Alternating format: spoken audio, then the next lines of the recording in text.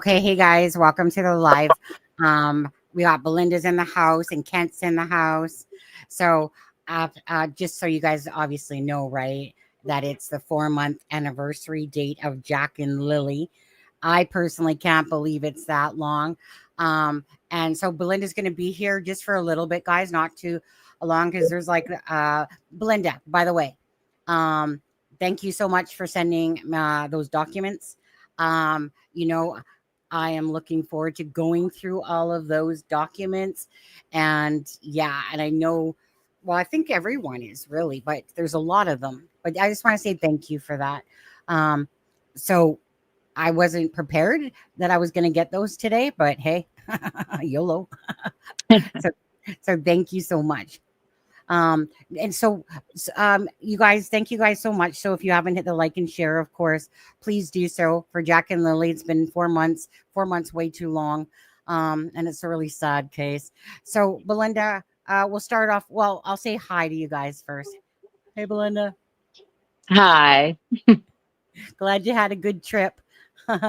Yeah, a very fast trip, very fast paced. Glad to be home, and Yeah. it hasn't stopped since. Yeah. And so, uh, as well, Kent, say hi to everyone. It's been a minute. YOLO.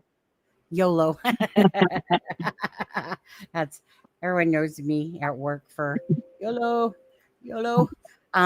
Okay, so Belynda, I do want to start off with you. And of course, just well, obviously at first I want you to say that we're at the 4-month mark, obviously. How are you feeling at this point, knowing full well like 4 months? It's actually hard to put into words to think this has gone on this long and we have no answers whatsoever. None. That 2 kids just totally vanish. And we are no further ahead today than what we were on the day they disappeared. Certainly what it feels like, isn't it? Yeah. Yeah. And well, I was gonna say, oh, actually I do want to say this before I forget. You guys don't forget, and I'll show Belynda's here in a second. Today is the deadline for your guys' rocks or special art that you did for Jack and Lily. When the weekend comes up next weekend, I'll be working on that video for Where is Jack and Lily by Russell McDonald on there. And so let me just quickly grab that. I can't even put into words, Belynda, because just as an outsider who's covering the case, my heart just pours out whenever any families are in this exact situation where they don't know where a loved one is, in this case, loved ones and stuff like that. Like, I can't tell you how much for me personally, it eats away at me all the time. Any case that I follow, this one especially, how is your sleeping and everything been? Is it gotten a little bit better? I know it was pretty rough. Is it still? Or I've learned to catnap more, that when I get exhausted, I pass out and wake up and continue on. So it's not a routine. It's just whenever I pass out, I pass out. Yeah. I can't tell you how many. Probably slept about an hour and a half last night, to be honest. My intent today was to actually come home, sleep for an hour. And then when you said that you had the documents, I was like, wait, what? You mean the ones, those documents? Yeah. So it's one of those things that will hit me later. Don't worry about it. But it's like every night, right? And I'm sure that you, just like myself, but you being the family member of Jack and Lily, I sit there and try to think of every possible scenario, every possible thing that I've got stuck in my brain to try to put a puzzle piece together. And, it's kind of at a standpoint, aren't we? It's not even a standpoint, because now I notice more and more that everybody's kind of starting at the beginning again and going over the same things again because there's nothing new added, that we have no more information than what we had within the first month. So I'm like, I'm not sure if you want to answer this, but like for you personally, and you can answer if you don't want to. And hi, Bev. That's why I was emailing you, Bev, because of the documents. But then you said you were working on some videos I quickly saw before the live here. But it's like, I know how I personally feel about what I've been witnessing, watching from the family members for the most part. Okay. Not every single one, but for the most part, about what's, the awareness. And it truly feels like there's a select few that really want to be a voice for Jack and Lily. And other than that, the true crime is the one that's really keeping, hold of it. And like any case, people, when there's no information, they go to different cases, or like you said, they repeat and we go back to the start. And it's like, well, okay, what did we miss? Is there something we overlooked? But so how are you feeling about the fact of family members that should be, honestly, the Malaya, right? Right. Just outright state exactly what you're thinking. I don't know how to put that into words because I don't want to bash Malaya. Right. I can only go by how I feel. That's exactly it. How do you feel? I don't understand why she's not talking. I don't get that. There's just so many things I don't understand and I don't get. Yes, I do know that I have people say, well, people grieve in their own way and people handle stress in their own way. And I get that. I do. But on the same token, it's like you can feel your own pain in your own time, because right now this time belongs to Lily and Jack. So I don't give two hoots about how anybody feels personally. Right. And how uncomfortable anybody might be. Yeah. You speak out, you speak out, you speak out until you get the answers you need. And you just keep pushing. Who cares? You push and push. Yeah. Yeah. That's exactly how I feel. And I think that's why I really get, frustrated and angry. So, because as a mother, just, if this was, it doesn't matter who it was in my family, if they needed my assistance to be a voice for them to keep the awareness out there, I, I wouldn't hesitate. If this was my twin sister's children, I'd be all over social media myself, sitting on lives with people. So Right. I don't get this either. Like, like it's hard to understand how, to me, I'm sorry, but it's hard to understand how a mother who doesn't know, or let's just say, we'll say this, doesn't know if the children are dead or alive. Yeah. That no matter what, if you're truly looking for these children, you're going to be a voice for your children, and you're not going to stop, especially two children. Well, two went missing. So that's what it's hard to comprehend. Mm-hmm. And I pray to God everybody's right in saying the RCMP know what they're doing. Myself, I'm sorry. I'm starting to really, really doubt that. Only for the simple fact, I know a lot of people don't know this, so I'm going to put it out there. The night that the RCMP came to my place and they wanted to speak to Cody, knowing that Malaya's the one that called them, is that just, wow. But the RCMP come to my place, they knock on the door, they ask to speak to my son. I go in and I wake him up.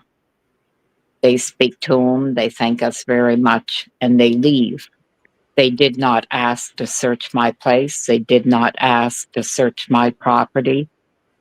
That worried me. I had family members say that, well, they don't really suspect anything, but they're doing their due diligence. And it's like, okay, that's fine. Me personally, looking at myself, well, that's great. But then when I look from the outside in, excuse me, it's why would they not have asked to search my place? Because I think they should have asked. They should have asked to search my place. They should have asked if I minded at least if they could search, but they didn't. So then it makes me think we had that RV that was parked by that campground. There was the vehicle that was parked at the lake, plus neighbors itself. If they went door to door, if they spoke to the one in the RV, which going by the audio, it states that they did. Did they ask to look inside? Because they didn't for me. So did they ask anybody else?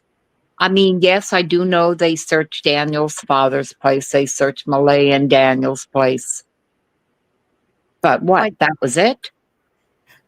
Right. I know. And because I totally agree with you, right?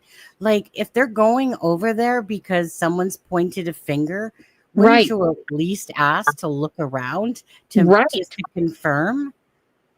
Well, that's what struck me. And I thought, well, I mean, they're the police. They know what they're doing. I mean, they're missing kids. And I mean, with me, it's like, well, of course they're not here. But the more I keep thinking about it, it's, well, did it even cross their minds to even ask me if they could look? Right. You're right.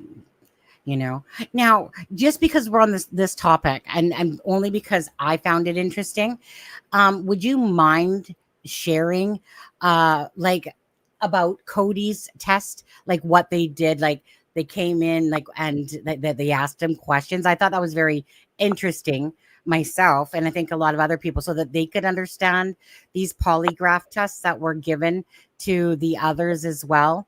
Would you mind just quickly explaining that? The way it works is they'll ask you base questions. Now, these questions are simple questions like, have you ever lied to your parents? Have you ever broken the law? And they want you to be honest and answer truthfully. Once they get those base questions asked and answered, then they ask you more serious questions. Did you kill the kids? Do you know of how the children were killed? And it's all along that line. Yeah. Then did you murder the kids? Right. Did you murder the children? Then it goes back to those baseline questions again. And you're told at the beginning that when they ask you those questions again, they want you to lie because they already know what you stated. So now they want you to purposefully lie on those same questions. Mm-hmm. And again, so I can't answer if you can here too. Is that what you think Daniel meant by having to take the poly 3 times? No, from my conversations with Daniel, he took one polygraph test. He said there was multiple questions that they'd ask multiple different ways.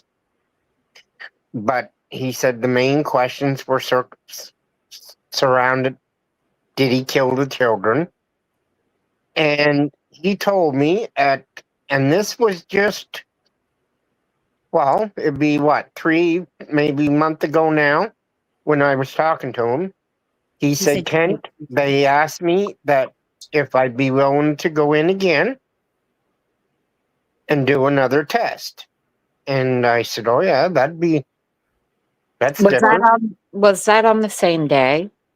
Well, I was just going to ask. Daniel just answered and he said you take 3 tests. Daniel, is what Linda said, Belynda said Linda, is what Belynda said kind of the same thing with you? Is that what you consider 3 tests?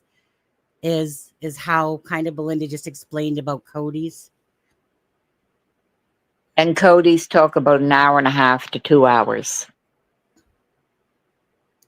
I mean, that would probably seem about right. But I mean, if he answers in chat, then he can answer. But yeah, because Kent, you were saying that it seemed like it was different, correct? Well, yeah, he said that he had to like go back in and do like a second one, and then they said we may get you back in for another one. And at the point that I was talking to him last, um, he was only done the twice. So whether he's done a third one now, I can't tell you that. Okay. We Yeah, well, haven't been, but we haven't talked in about 3 weeks. But like I say, he did confirm that, and no, from what I understand, it wasn't on the same day or anything with Belynda. It was at different times. Okay. Okay. Because I thought when he was in one of the chats, he stated it was in the one day, that it was in the morning and then he went out for a couple hours and he had to go back again. That's the way I had understood. So I wasn't sure. I wanted to ask again. he says right here, Well, actually. He says, mine was 3 hours, 3 tests. They got me coffee and food to get my DNA, and then we hung out chatting. So I think he said he was there for about 4 hours. I think he said that day. For saying, okay, so there you go. Okay. Now, I just want to say this. I keep seeing a lot of people saying about DT. Okay. So first I want to say this.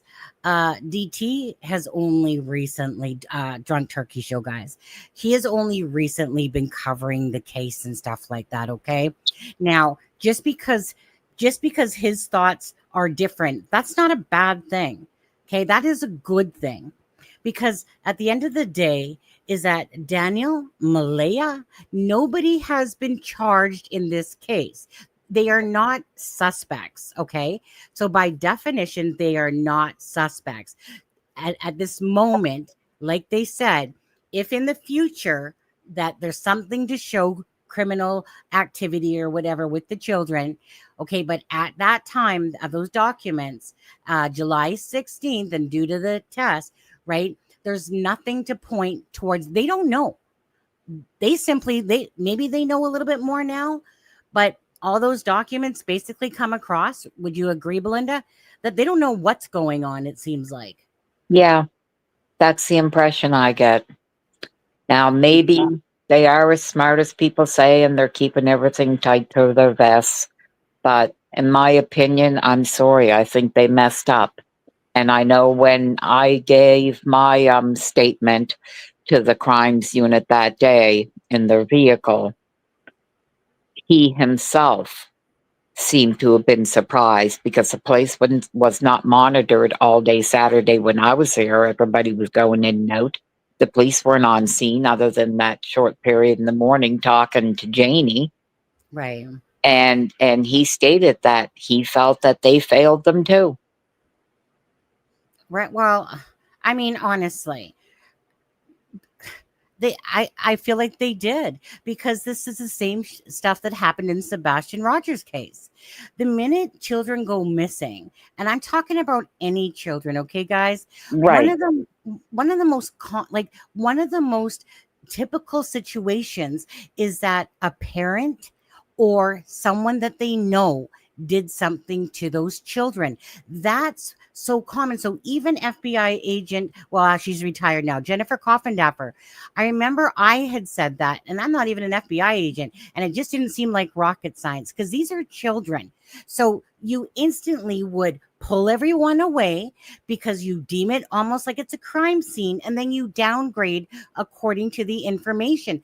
And in Sebastian Rogers' case, you guys, they failed him too, because everyone was walking around everywhere, everything, right? They didn't even take what's that stuff that they throw, spray, what's that name? Luminol. Luminol. Thank you. But meaning by then it was contaminated. Like, it's not like they could Yeah. do a redo. So all this evidence that could have potentially been there was now contaminated because people were everywhere touching things. So to me, did they fail Jack and Lily by not doing that? In my eyes, absolutely.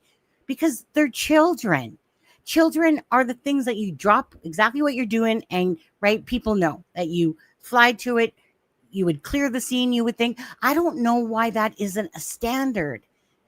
And I I'm not. think Canada really, really lacks in their laws, and a lot of things need to be changed. Mm. Oh, well, definitely to that. The Definitely. crime unit stated themselves that they arrive on the scene of all missing persons. And it's Mm. like, well, if you arrive on the scene, then why don't you treat it criminal right from the start? Isn't that what that's supposed to be all about? But I did Mm. not, other than, like I said, that officer that was talking to Janie that morning, when she left, there was not a single police officer to be seen that whole day Saturday.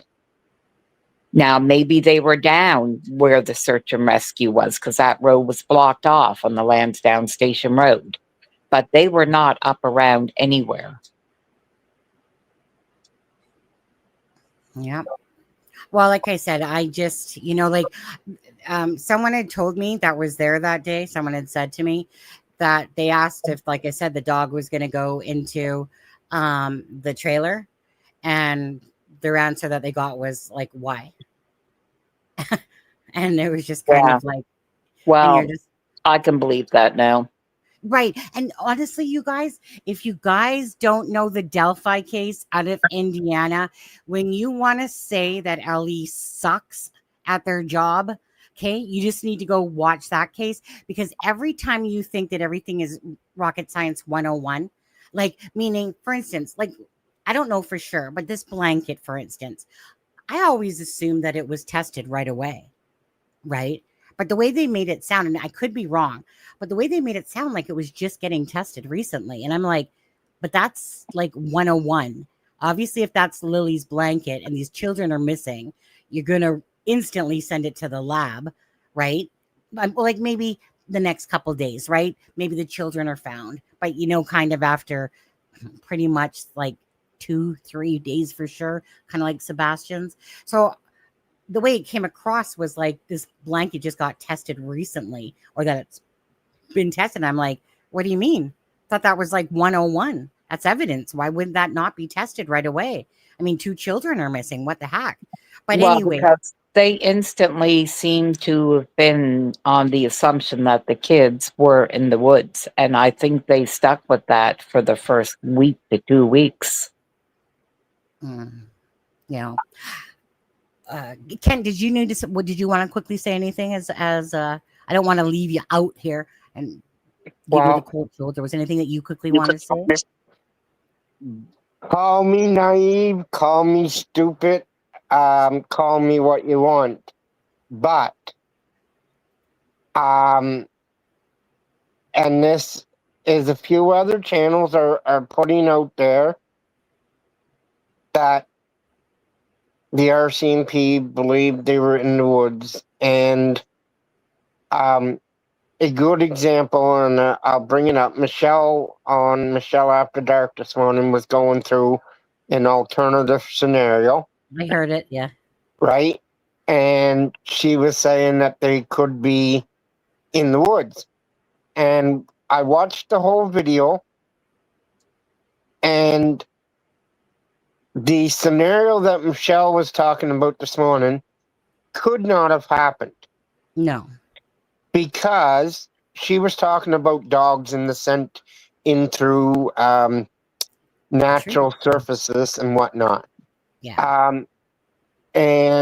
But she was saying that the kids, when kids go missing, they not necessarily answer to being their names hollered at, because they might consider themselves being in trouble, and therefore they'd want to stay quiet. And then when they heard the helicopters and whatnot, that would scare them even more and keep them even more quiet. And I said, well, Oh, I Michelle, know. the piece that debunks that right off the bat is that the heat-seeking drones and on the helicopters were picking up heat signatures off Mhm. of moss-covered rocks in the woods. So for as quick as the drones and stuff was behind the kids, if they would have been in there, and as much as it cooled down that first night, and Yeah. they were picking up heat signatures and sending searchers, and searchers were checking and coming up with rocks. I know. Think put 2 and 2 together. I know. That is a rock that's going to be what, 35, 40 degrees? Body temperature is still 98 degrees, people. I mean, It's obvious. I listened to it, and the only one thing I will say about it is that any video keeping awareness about the children, regardless, is still keeping awareness about the children. But I don't mind food for thought, but there was nothing that made sense about that. Can I picture the kids going, Daniel's gonna yell at me, let me just go hide deeper in the woods and stuff like that?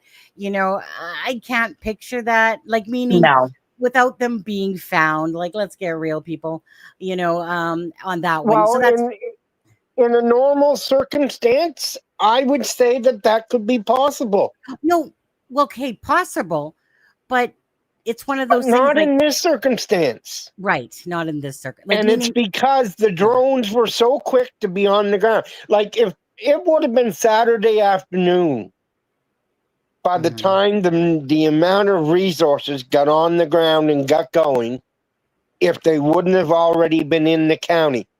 That's what made the difference here. And that's why, if the kids would have been in the woods, and that's why, like, if I can put this 2 and 2 together,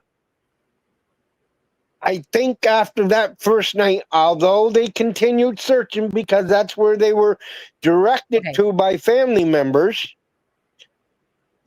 And like I say, the first 4 or 5 rocks that searchers get directed to with coordinates, and they pick up rocks, Yeah. unless the kids fell down a deep cave hole, Right. their heat signature, even into the second day. Now, I don't know, I can't speak to how long it would take for them to pass, but I know that their heat signature would have rated higher than the ground temperature, because, like, even on Friday morning, it was a little frosty and foggy Yes, and it damp. was. Yes, it was. Like, it would have been just like a volcano. Because at that in May, we had such a wet, cold spring. There was no foliage yet. There was no heat in the ground. The frost was still in the ground. Like, that's put 2 and 2 together. And that's the only thing that would convince me that the RCMP had to know from the first rocks that they searched over that these kids weren't going to be in the woods. Yeah.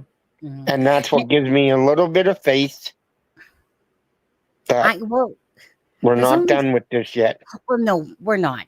Now, Kent, just quickly, because I do want to get back, because I on track, and we'll get back to that stuff, because I don't know. I want Belynda to say it is. So it's Jack and Lily's 4 months. Okay.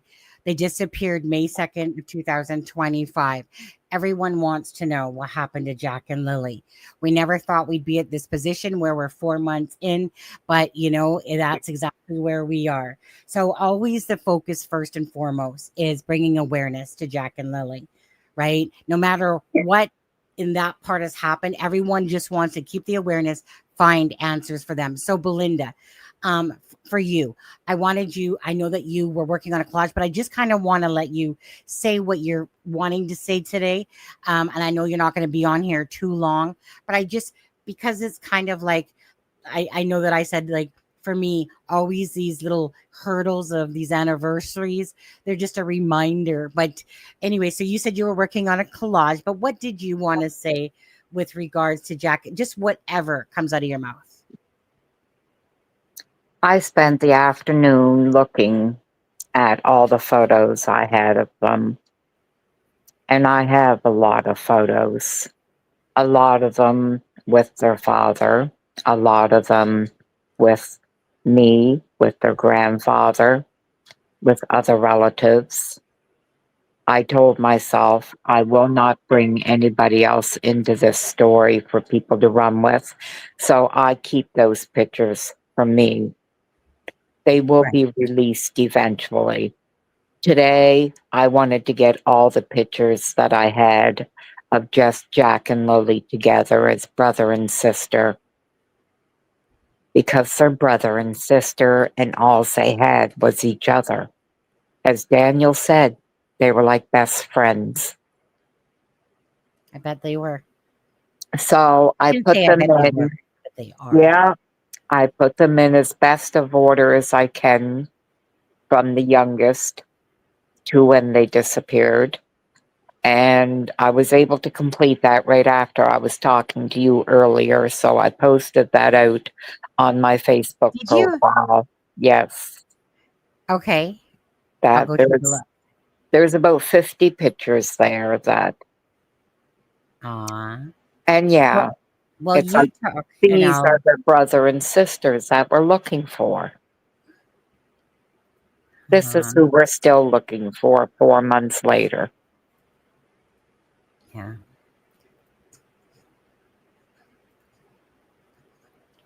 Okay. Let's see. I think I can. I'll take the. It's off on the screen. Okay, and go ahead, Belinda. You keep saying what you want to say here. You know, anything. If you want to answer a comment that you've seen, if you want to say something outright about, just wishing that everyone, keeps bringing awareness to Jack and Lily. Say I whatever you like, am, and I'll I scroll through am, the pictures. I am very glad that, I mean, even DT, um, I can't say I agree with him. He makes me rip roaring mad at times, but it's somebody else talking about the kids, and it's brought a whole new group of people talking about the kids. So that's a win-win. Mm-hmm. No matter what his thoughts are of looking at it or how he sees it, to me, that doesn't mean anything to me at this point. It's this far into the game, so I'm not concerned with this series. It's just nice that at least he's brought a whole new group of people now talking. Maybe that will stir up someone else to come out and talk too. That I Wait, just who's don't accusing want my this to fire? die at all. I want it to get stronger and stronger till everybody's talking about it and everybody's demanding answers. Because again, these are everybody's grandchildren now, everybody's children. Absolutely. This is one of my favorite pictures, but there's pictures in here that I haven't seen, and absolutely, they are like Kent said, Kent in that interview. They're Pictou County's children. Well, they're everyone's children. That's Um, being picked up and ran with, and I didn't mean it like that, but more and more people seem to be talking about Jack and Lily like that. So that is good. Yes. Sorry, Kent. More people seem to be talking about what? About Jack and Lily as Pictou County's children or Nova Yeah. Scotia's children. Yeah. Oh yeah. Uh, Again, and I can't express this myself enough for anyone out there that is suffering with that wants answers for Jack and Lily. Yes, I do feel a bit outraged with kind of like how things have been happening. Absolutely. But the bottom line is that we're not going to be doing obviously no arresting here, anything like that. Obviously we're praying and hoping that the RCMP find out answers, but we're also praying and hoping that, oh, there's Travis, and I'm just going to say this directly as always. Okay. I want, you know, if Malaya and Daniel, as they claim, have nothing to do with it at all, right? And stuff like that. Bottom line is that it's been frustrating to watch because the online community truly, not everyone, okay? There's a real douchies out there, okay? But everyone really just wants the answers for Jack and Lily. So if there's no involvement on Malaya's, Daniel's, Janie's, or anybody's side, then again, the truth should have never been hard. And people should be, all the family members, especially the immediate family members, should be being voices for Jack and Lily at any time that they, and I know, Daniel, I know that you go on all the different news stations and that, but other family members need to be doing that. Like these children are no relation to me, but yet by the same token, I feel that why is true crime fighting what seems to be harder than all these other family members that are out there that should be voicing, And so it is frustrating because above anything, above yourself, besides, but above anything, children are our first priority, right? We put ourselves aside and all we focus on is the children and finding answers, right? And that's what's very hurtful for me to watch, is that these are two beautiful children that were playing one day, next day they're gone, and there's no answers, and we're at 4 months later. But it's the responsibility of the people that are just like Belynda's doing, right? To be a voice for Jack and Lily, because these are the grandchildren, nieces and nephews, all those things. So if I would say anything, I would say to Cindy Murray, to whoever, Wade, Wade, you already caught talking on tape, dude. Why not just do it properly? Right. Say your thoughts. Right. but just meaning, be a voice for Jack and Lily, because the only way that we can keep spreading awareness and to keep, people invested in really wanting to cover the case. Okay. Because at the end of the day, what it is for my heart and what it is for other people's hearts are two different things, right? Some people are in it just to follow high profile cases, and then till another one comes along, and then see you later, and they might update here and there. But it's truly the family speaking out, and Belynda being on today to share in the 4 months anniversary of Jack and Lily's disappearance, right? That's what matters most, is to hear from the family. People will always want to hear from the family. But when we're hearing from the family, Daniel, we just want to hear a consistent story. We just want to make sense of, why was 8 o'clock said? Why 8:30? Was there a longer time period that you guys were actually sleeping? But are you holding back because it might affect CPS? It might affect Meadows' case. Why did Malaya tell me that the last time she seen the kids was Thursday night when she put them to bed, but yet she tells the police while she seen Lily that morning? Well, exactly. So that's, again, when there's inconsistencies in stories, and there's bound to be some, obviously, right? And they'll get pinpecked. Trust me, this isn't the news. This is true crime. It works a whole different ball of wax, as everybody knows. There's basically, it's cutthroat in a sense, because it's kind of like, on the internet, they'll sleuth for any piece of information about you, right? But at the end of the day, again, if you don't care, then just like me, I don't care if people hate the channel. Suck it. I don't care. Like, seriously, I care about what I do and what I represent. And if I can't please everyone, I don't really care. I'm not here to please everyone, but I'm here to be a voice for the missing and the murdered. So I know where my heart is at and what it's for, why I'm doing it, and all those things, right? So anyways, my piece on this one is, if I had one wish, it would be that the family members really start speaking out, okay? Speaking out and just saying your truth. Why not? Because the RCMP, do you think that it's their job to do, like, the children disappeared underneath, of course, Daniel and Malaya's watch, okay? Bottom line. But it's not the RCMP's job to be babysitters to the family members per se. They're there to try to use your information to try to solve a case of two missing children. But it's not up to them. It takes, what was that saying, Belynda? It takes whatever to become an army. Like, Yeah. Are you saying what the crime guy told me?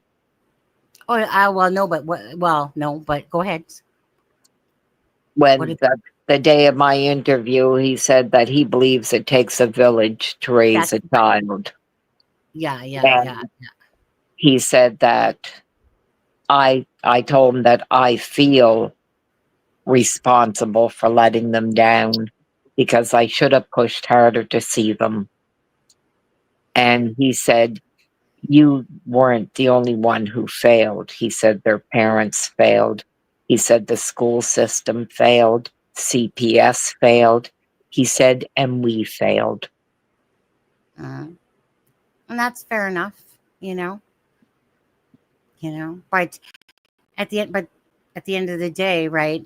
I mean, they are missing. There's no take backs. They are missing. So, like I said, family members, true crime, all these different people. Kent's been pushing those signs out there, auction stuff and stuff like that. Right. Like Everybody is stepping up. I've got people posting, and they're from all over the world posting. But Malaya can't even so much as put a post out and ask for her children, say a prayer out for her children, and do it every day. She doesn't have to talk about the case. She doesn't have to have a conversation. She only has to post out a picture and state, these are my babies and I want them home and I need help. yeah, that's it. That's it. That's it. I mean, obviously whatever they say to the RCMP, you want it to all be truthful. But as for that's just the bottom line of it. Exactly. You are a voice asking for help, telling everyone to share, to, like and share, if you come across Jack and Lily on a thing, so to help put out posters, to help do this and stuff like that. That's it. I mean, no one, like, I know people want more, but at least to see that being done, right? Because social media is a crazy way to get information out there. Yes, it is. Social media is a crazy way to have to look for information, but that's what drew me to it because I couldn't get answers anywhere else. I mean, our news doesn't post out anything. Every now and then, when a new story comes out, our news grabs a hold of it. They put it out for everybody to see, but then it's gone and there's nothing. And for days, there's nothing. Mm. And you're sitting there and you're wondering. So you guys are the ones that are keeping this alive. You guys are the ones that are talking about this steady. Mm. And that's what our news was supposed to be for. But now you guys are our news. It's how things have changed a lot, right? A lot of people don't know about the true crime world until they're in it. And at first it's kind of like, kind of like yourself. Yeah. It's like, Belynda, did you want to join me up on a live? Because as someone that does it, I know the importance of a family member speaking out and how much it means to more viewers because of that. Because people always want to hear first and foremost from the family members, the ones that are in, of course, moms, dads, grandmas, They want to hear that stuff. And yeah, and I needed that today of you reminding me of that because I get stuck into my own pain and my own thing that I'm going through. And I'm like everybody else. I don't want to have to be out here talking constantly, but you reminded me that you're right. People do want to hear. And that is my duty that I can do. I can speak up. I can keep talking about them. That is the least I can do. Right. And it doesn't have to be every day. I mean, I know every day that you're always in chats, and I'm always thinking to myself, whenever I see you all the time, I'm like, Belynda, get some rest, because I'm hoping to God I'm going to see something that somebody's posted that nobody has seen, nobody's picked up, and it leads to something else. Mm-hmm. That I'm hoping there will be something there. Yeah. Belynda, I don't want you to take any offense in this because I believe you are the soldier. But what I want to say to everybody else out there, I'm seeing in the chat that everybody is blaming Daniel. Does Daniel have blame? Yes. But as Belynda just stated, where is Malaya? Hmm? Where is the rest of the family that are missing these children? We have outsiders, if you want to call us that, non-related family members putting up more of a fight in an awareness campaign than other than Belynda and I give Daniel credit because, like you say, whether he's telling the truth or not, he's out At here least talking he's to people, talking. and Mhm. everybody is therefore talking about the case, whether they're talking about him or they're talking about Jack and Lily. But I feel, as a person that is helping to try to spread awareness, and we've been doing signs now for over a month or right around a month. And I think I put my contact informations out there. If you search my name, you'll find my phone number all over because it's a business phone number. And I haven't been contacted from Malaya or anyone else on her side of the family to even get a sign. Malaya, I'm not asking you to buy one. We have other people that have sent money to cover signs for prominent locations and people. Why is it the rest of us are out here showing, at least, more care and grief and want answers about the children, Jack and Lily? That's who we're trying to find here. We're trying to find answers for them. We're at a 4-month anniversary, and it just seems like no one like has a See, like, care in the no, world. Yeah. yeah, like, And and I'm yeah. like Go ahead, Ken. that just boggles my mind. Now we have a local event going on starting tomorrow here. It's local exhibition, which is a rural type fair, and we have signs that'll be located at the admission gates on both ends. So, as far as I'm concerned, I'm going to challenge the family to get out here and help us. Like Belynda said, you're not required to answer to us. You're not required to speak every day to the media if that's what you can't do. But there's stuff that you can do just from home without having to interact with anybody else. Turn the Yep. comments off and help us find the answers. Amen. Amen. Yeah. And I totally agree with that. Um, uh, right, Belynda, is that okay? Right. I mean, again, you know, Daniel, regardless of what anyone says, regardless of how you feel about him, he is keeping the awareness out there. Okay, he is, and he's done a lot from his side of it. Versus Malaya. Okay, and again, for me, that like I just like Kent said, right? All you need to do is just be a voice for your children through social media. You know, these are your children; they're not ours, right? It's your responsibility as a parent to be a voice. I don't, for me, no excuses. You know, if you want answers for Jack and Lily, and I say this to anyone that's listening, that's a family member, just to be a voice at least, right? Be a voice, be proactive on your social media, keep those posts out there. Now, I know that there are some for sure, right? But just be a voice for Jack and Lily. That's where I probably find it most frustrating is when you're watching this transpire. and you just want, like Malaya. Okay, sorry, Malaya, I gotta use you. You know, you just want the mother. Just use your social media, put up a video, put up something about Jack and Lily, like I said, go to the news media. All you need to say is, I don't want to talk about this. I just literally want to, ask people for help to find. That's not too much to ask. These are children, for Pete's sakes. These are your children, Malaya.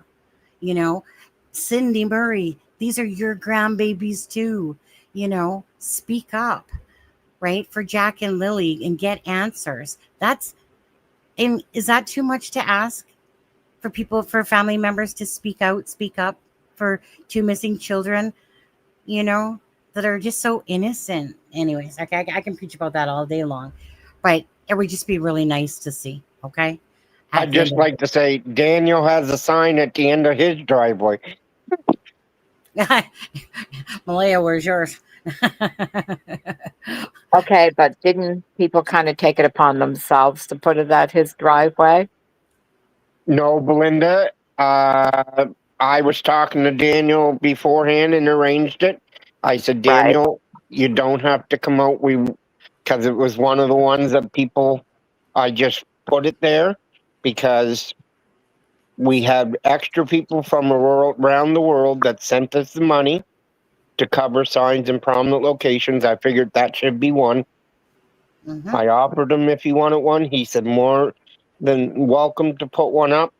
And when Betty was going through on her list, the same as you, she offered to take them all right to the house. Some of them did. Some people met her at other places. If they right. don't want us to know their actual physical location, that's fine. If you're willing to give, like I say, it's not me that's driving around and putting these signs up, so you don't have to worry about me knowing where you live and stalking. I don't stalk them on social media, so I'm not going to stalk them in real life. So it's yes, Betty put it up as she was going through, but Mhm. it wasn't because Daniel didn't say he would or wouldn't. It was because that's what we were doing. Mhm. By the way, that was such a cute picture with Daniel and Little Meadow. Did you guys see that picture? She's just so sweet. And that's on the 8th, I believe, of September is when that goes to the court. Unless by chance there's another, push for a different date. But other than that, it's the 8th. And but if you guys did notice, just want to say this though, if you guys did notice, Daniel did have both of these on his wrist as well. Malaya, do you have yours on your wrist for Jack and Lily when you go out? If so, just send me the picture. I'll put it up, no problem on there. But I love my bracelets. Even this morning, I got my keychains and I got bracelets, and I just leave them on, because I know over there where you guys are, like I said, whether it's bracelets, whether it's signs, it's all about the awareness for Jack and Lily to find answers. That's the bottom line of all of this. This is what's ridiculous. That is the bottom line. So come forth, family, talk about Jack and Lily, bring awareness to Jack and Lily. The only way to keep it going is by family members talking. Right, Belynda? Yes, it is. Yeah. Now, I don't really want to keep you much longer here because, but Thank is you. yeah, but is there just thank you for coming on. Like I said, it was just, hey Belynda, it's 4 months, do you want to come on, just for a little bit? Because I know she's busy, she's tired, she got back from her little bit of rest. She's working on that closet she was working at that I've been showing the pictures, and these are just so precious, by the way. Thank you. There's, like she said, about 50 of them up there. But is there any, what would be your final words for today about anything, 4 months, anything? The more people share, the better. The more word that gets out there, the better. So, one up on you, Sonny, that I hope people share your video. The more people know the facts of the case and not just the stories that are being put out, that I'm tired of all the stories. It's just post out facts that watching your show, that is what you do. And I really want you to know that I appreciate that. Did myself for a second. Well, you are very welcome on there because it honestly, I mean, like I said, I mean, obviously I didn't cover the case before I knew you because I didn't. Um, but it's just, again, I am from Canada. Cases come across that just gravitate your heart, because you know that it's just weird, right? I didn't cover it for about a week because usually I kind of look at it and just kind of go, okay, are the children going to be found right away? Because that's what you kind of thought, but Yeah. and so to know that it's been 4 months and I want to say myself too, like, I never stop thinking of every situation or try to with any of the information that I have, whether it's Daniel and Malaya, whether it's, I don't really think in the woods at all, but, whether there's these other solutions, I try to look at everything, right? But I'm just a person of truth and honesty as much as I can, right? So whenever I feel like there's deception going on, I absolutely get my back up because it's two children. When we're talking about the missing and the murdered, but in this case, the two children, absolutely, I get my back up when things are inconsistent because you just want a smooth story so that okay, so you know what, this is probably what happened. If they're like, I remember just quickly, Belynda, I remember listening to Darren's and my conversation that I had privately recorded. Hmm. Um, and it's really almost all of it's the same stuff that he's put out there. A couple of things not, but for the most part. But I remember one of the things that he said was that the person, and I'm not sure who said it, because even when he was saying it, but the person said, well, don't worry about it. I'll be up there in a couple of days to tuck them in New Brunswick. Now, I know we heard about the Cody thing and stuff like that, but when I was listening to what he said, what he had heard, not what he had heard, but what was relayed back to him, was that the person from Malaya's side of the family had said, Yes, I do remember that. yeah, and it was like, and that, so there was a couple things there that I was just like going, but it was the way that it was said about, not just that, say Jack and Lily were up in New Brunswick or taken to New Brunswick. It was more that, well, I'll be there in a couple of days, Yes. you know, Yes. to see the children being tucked in. So, like I said, I sift through it all, right? Like I said, I'm not Daniel focused, Malaya focused. I'm truth focused. I'm Jack and Lily focused. So, whatever the answer is for Jack and Lily, I'm just focused on trying to find, like at what point during the day did these children go missing? But we're at a point though where I think most of us, we don't really believe anybody anymore. And then, do you kind of feel that way, Belynda? Yes, I do. And isn't that sad? It's gone That's to a point where you can't believe anybody anymore. You can't even believe the police anymore. I was gonna say, That yeah, I would like to know that they might have taken this time that we're all kicked out of the woods and we can't search. yeah, Would they have taken the time to put their own drones in there and go up and down all the rivers, check all the mhm. waterways where the water table was so low? Have they done any more searching where they were so hell bent on, well, the kids are in the woods? I know, yeah. It really followed suit with Sebastian Rogers. Search a week, then weeks later, come back in again, do another search, more specific search, and then that was it. Yeah. Be- Besides, and again, besides that, Seth Rogers and other YouTube creator, you guys, right? they're the ones that kept the searches going for Sebastian Rogers. There was scuba divers taken, like, that are YouTubers that are scuba divers and go in the waters, right?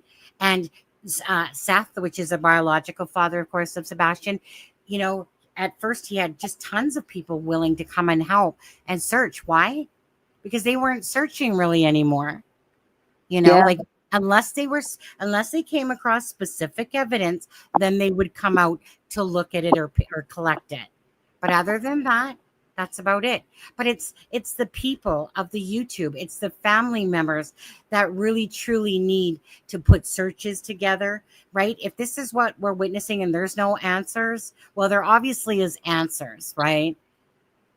People know what happened to Jack and Lily. Oh, somebody out there does. Yeah, on there. But anyways, Belynda, you go back to your stuff. I know it's getting late there. Thank you so much for joining us. And we're going to get in to these documents. There's, like, you sent me 4 emails, and I was told before that there was like 500 pages, but a lot of redactions and stuff. So, yeah. But anyways, love you. Prayers for Jack and Lily.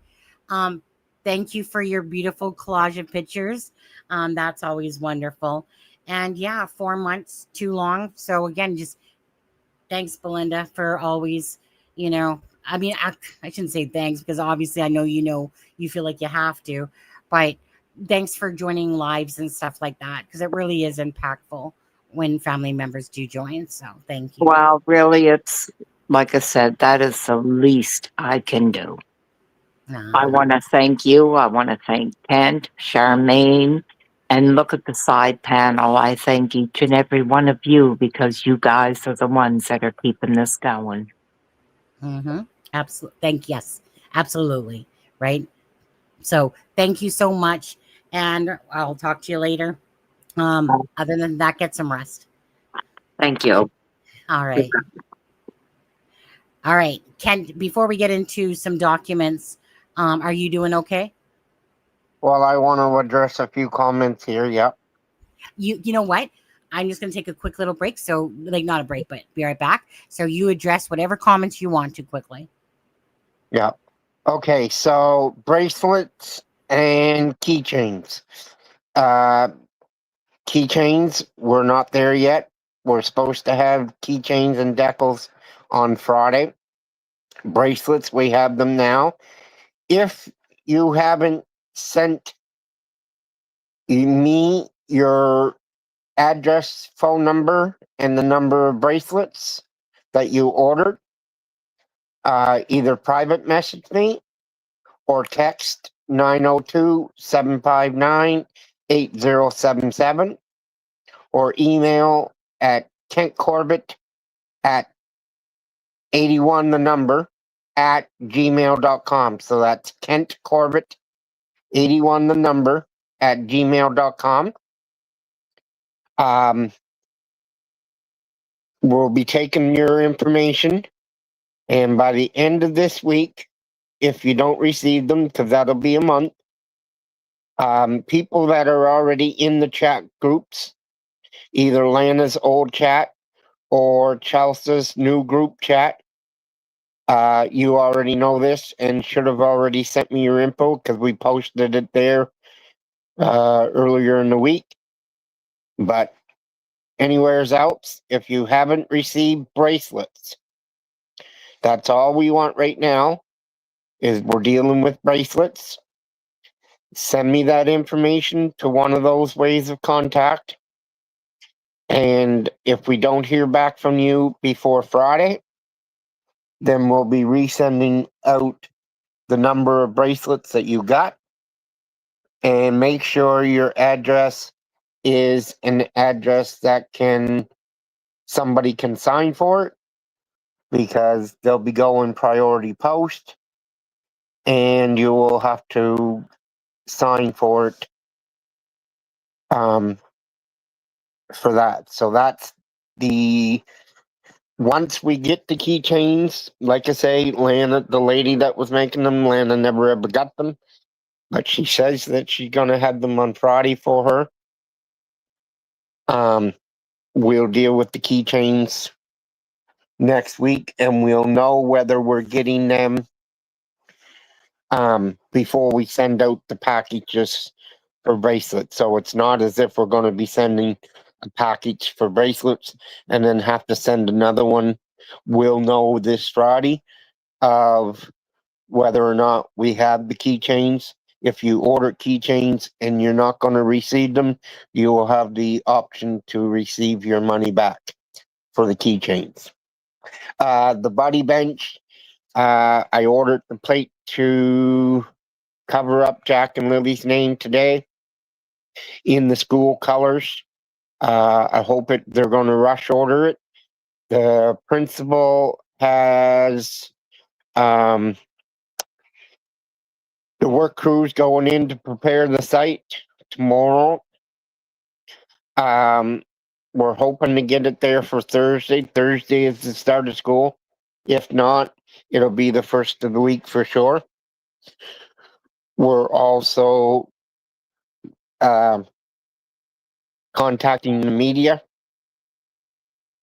and letting them know and trying to get them to pick up the story about the buddy benches.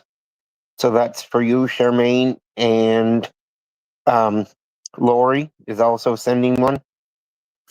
And then that way everybody else that never necessarily seen the buddy bench, whether you didn't see pictures or posts from Charmaine, myself reposted it, or one of Jack and Lily's groups. Hopefully we can get the media to pick up the story about the school receiving the buddy benches. It's one of the last schools in Pictou County to get buddy benches. So that's that. And then, like I say, the signs, we still got about 20 signs left from our first order. If anybody would like to purchase a sign or donate the $20 that it takes to get a sign, so that we can post it in a prominent location, you can do that at those same contact information.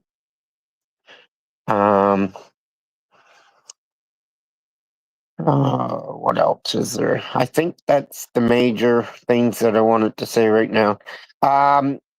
If you're from another province or country, contact me and I will send the PDF that you can print the same time at a local printer, because by trying to do it, we priced a couple, even just to ship it to New Brunswick. The signs were, the cost of the shipping was more than the price of the sign. So I sent some back to New Brunswick with family members this weekend to drop off and meet for me. Right. Explore the school. It's not that they're not interested. The thing was, we went over this one of the lives a couple weeks ago before Sonny was on the back shifts.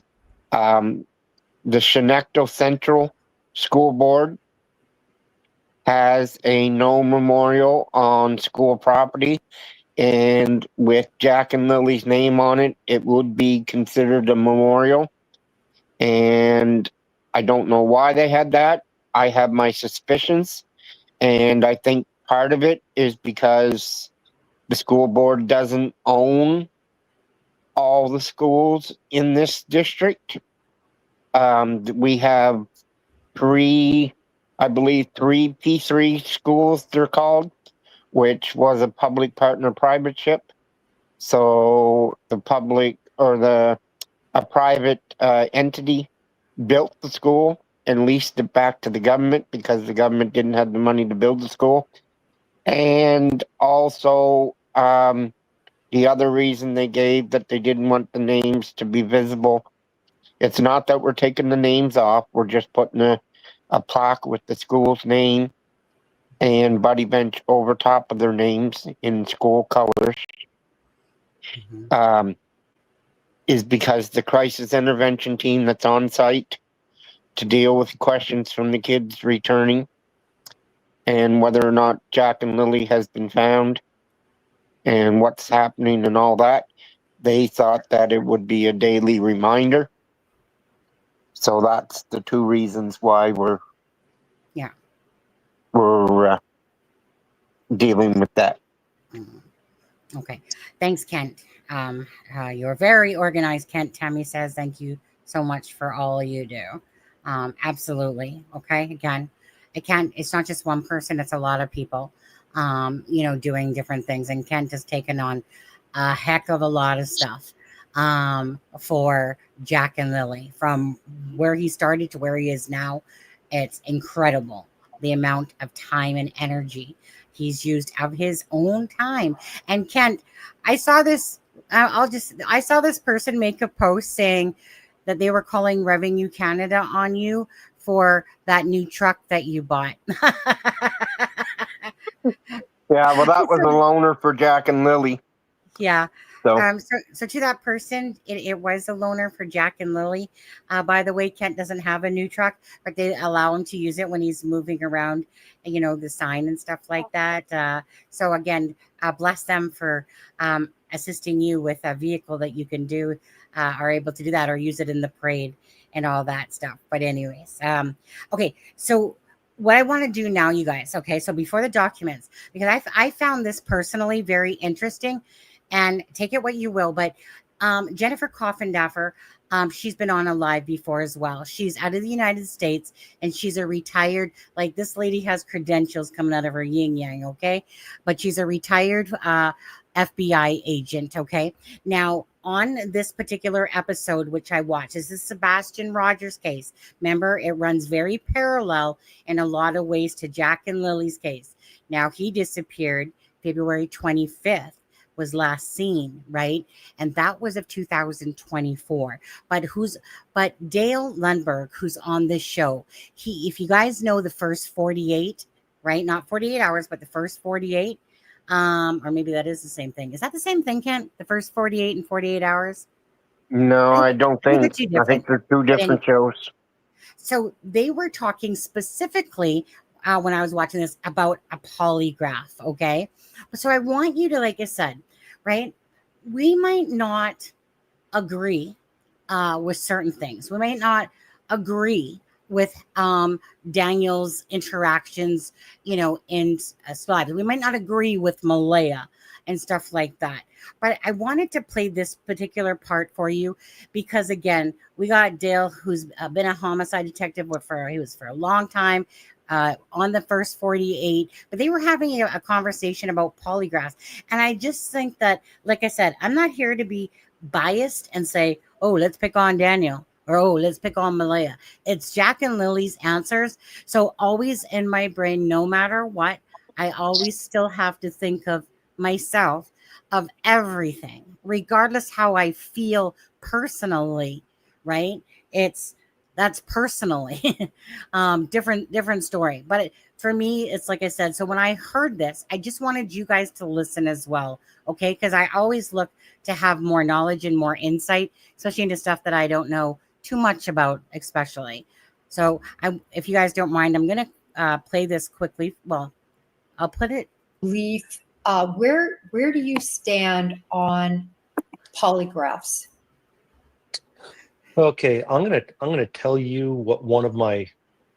I have a friend who went to the Defense Linguistics Institute for the Army, and he learned Russian, and his job was to interrogate Russian officers if we ever went to war with the Russians. And he went to many, many, many schools to learn different interrogation techniques.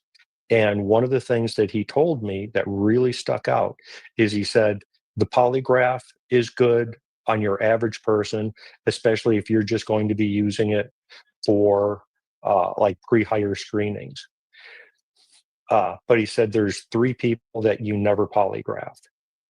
He said one is a politician because, and lawyer, he included lawyers, he said politicians and lawyers.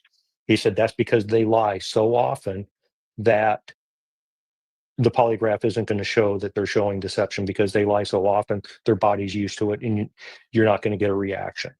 He said the other person that you never polygraph is another intelligence operator because they know how to defeat the polygraph. And he said the third person you never polygraph is somebody involved in law enforcement. And I said, well, why not people in law enforcement? He said the risk is too high of getting a false reading showing that they're being deceptive when they're not.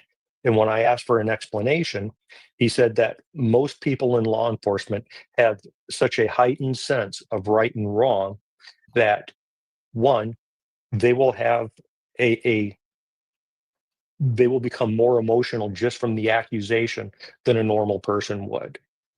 He said, or they might not be, you'll ask them a question and they might have done something wrong in their past, not in the incident that you're talking to them about, but they will associate the question with what they did in the past and feel so guilty about that it will register as deceptive when they, truthfully respond to the incident they're being questioned about. Did I explain that okay? Yeah, you did. I'm so glad you touched on this. And I want to ask you, have you ever had to take a polygraph? Oh, yeah. I let's see, when I was a security guard for the American Security Corporation, I caught an employee stealing a bunch of items, and their union required me to take a polygraph, to show that I was just not trying to get that employee into trouble. When I applied for the Dallas Police Department, they polygraph you, and then just in the course of being a police officer, you're going to get accused of stuff, and hey, we're going to give you a polygraph. Okay.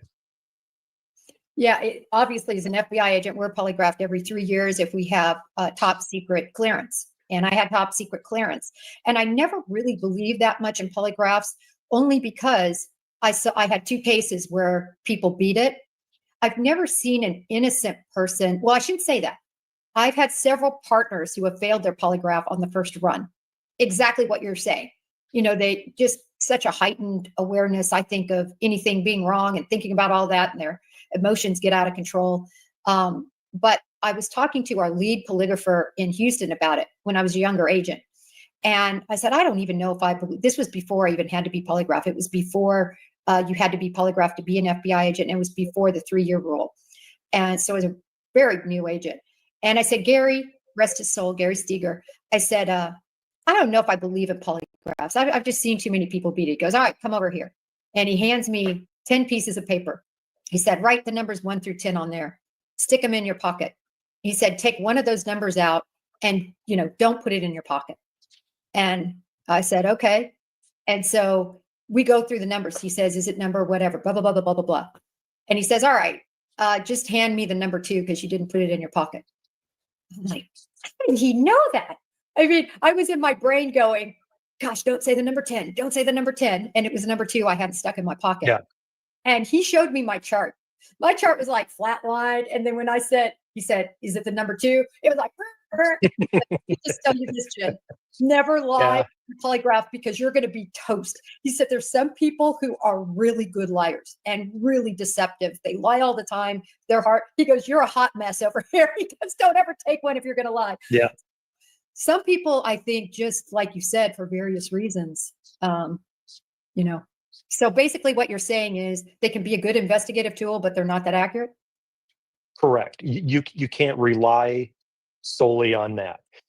If you have a person that you just want to get off your plate, you don't think that they're really involved, but you're just not quite sure.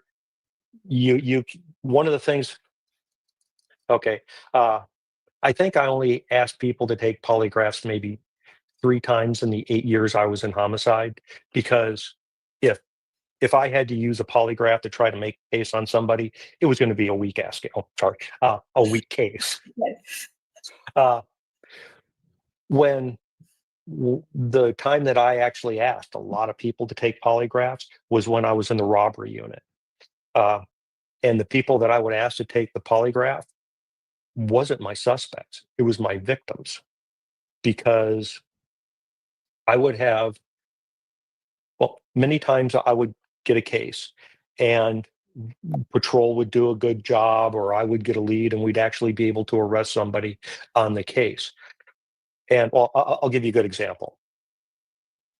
And you're familiar with the Dallas area, so you'll understand what I'm talking about. Plano, Texas. Very upper middle class to affluent suburb of Dallas. It's on the north side of Dallas.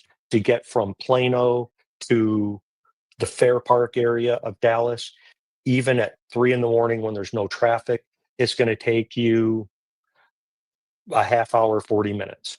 Is that roughly true? Yes.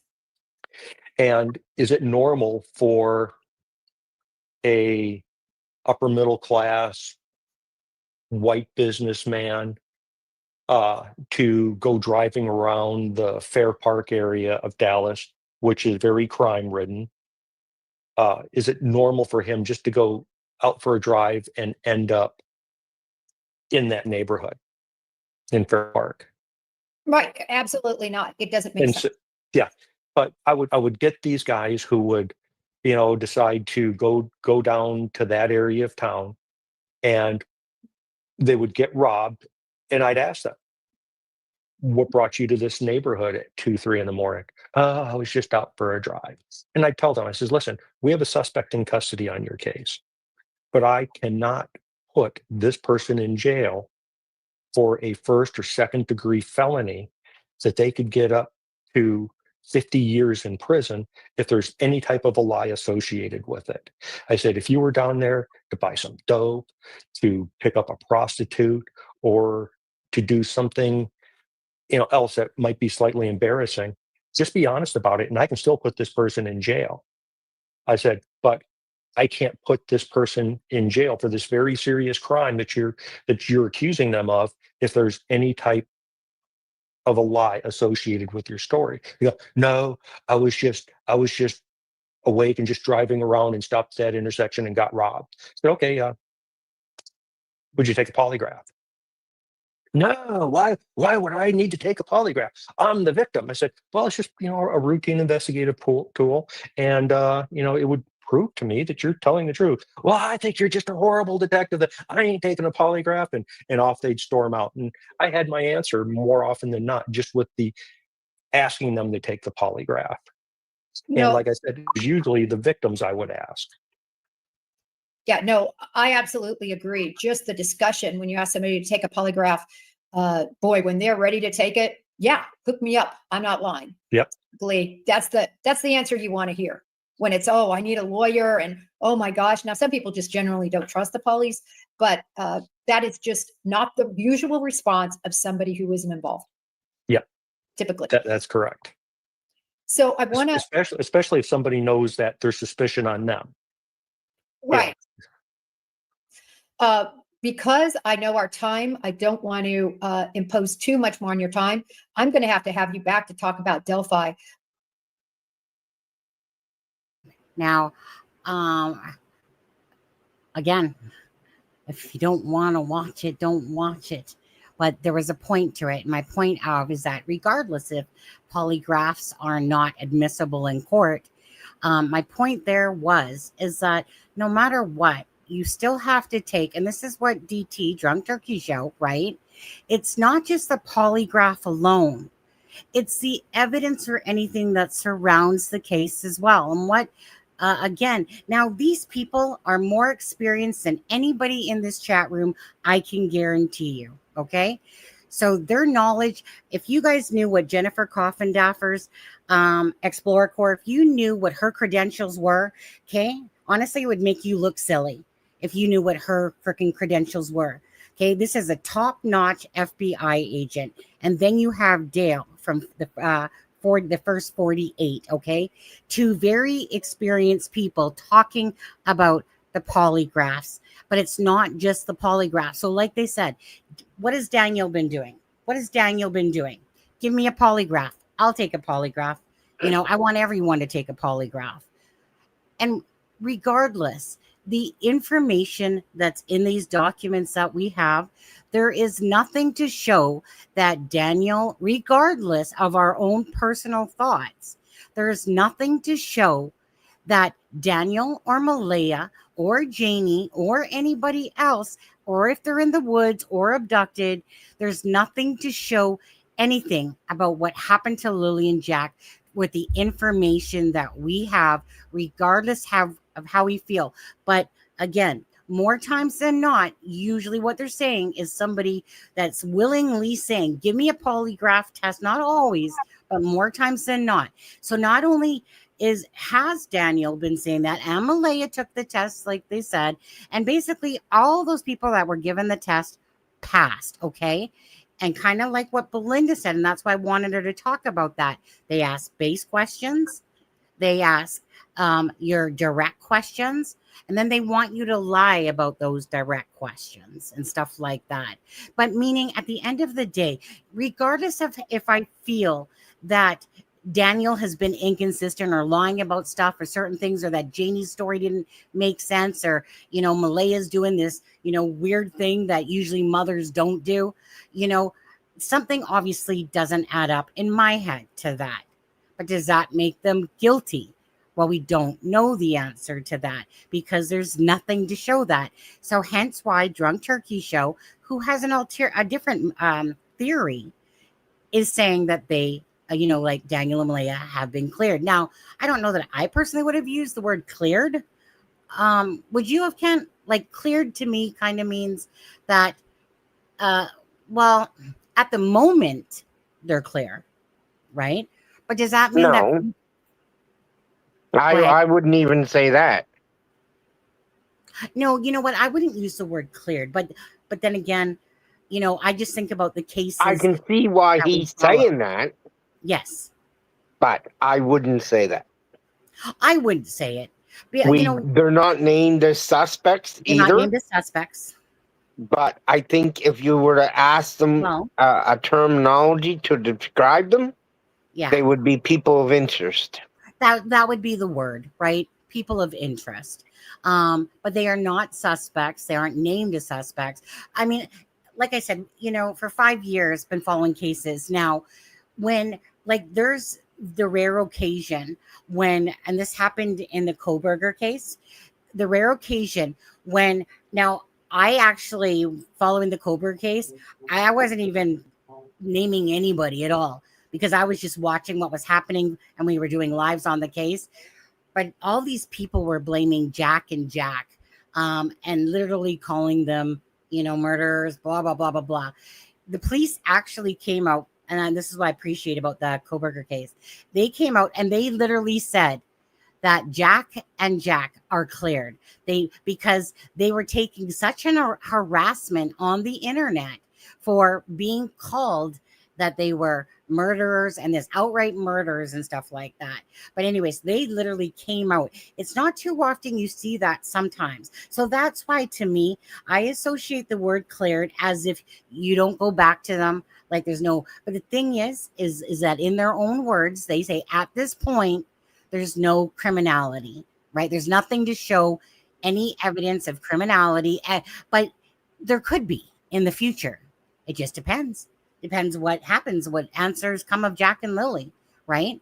Say Jack and Lily are found tomorrow. Say that there's signs through their autopsy that something did happen to them, maybe a fracture to a skull, let's just say, right? Like say that Lily got pushed and she went head first into the wall or something like that and had signs of that on her bones, right? Or something like, you know what I'm saying, right? Then that's different. But the children, we don't know what happened to the children. But I myself, no matter how I feel about the actions of Daniel, Malaya, Janie, or because those are the core ones, to be honest with you. I mean, those are the people that were on the property. That's where the children disappeared from. That part's simple.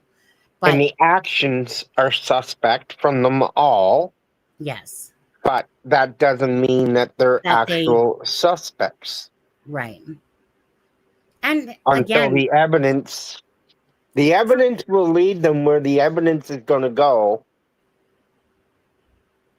we just, like I say, some people don't have faith that the RCMP will get there.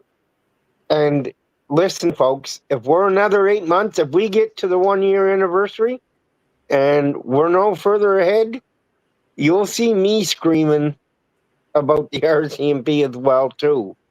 But right now, like I say earlier, call me naive, call me dumb, call me what you want.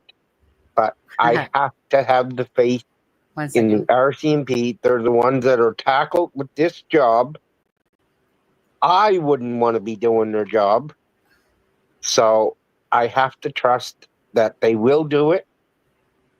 And if they don't, they'll get called out for it. Like they did after the Portapic. There was quite a bit of scrutiny on the RCMP and whatnot. And yes, are they perfect? No. But can you tell me the name of one person in this world that is perfect? No. There you go. Yeah. Well, again, they are responsible for ignoring the kids. Yeah. Right? I mean, we know what's come out in articles. Okay? We know that. Okay? But do we know what truly happened to Jack and Lily? We don't. And that will get dealt with CPS.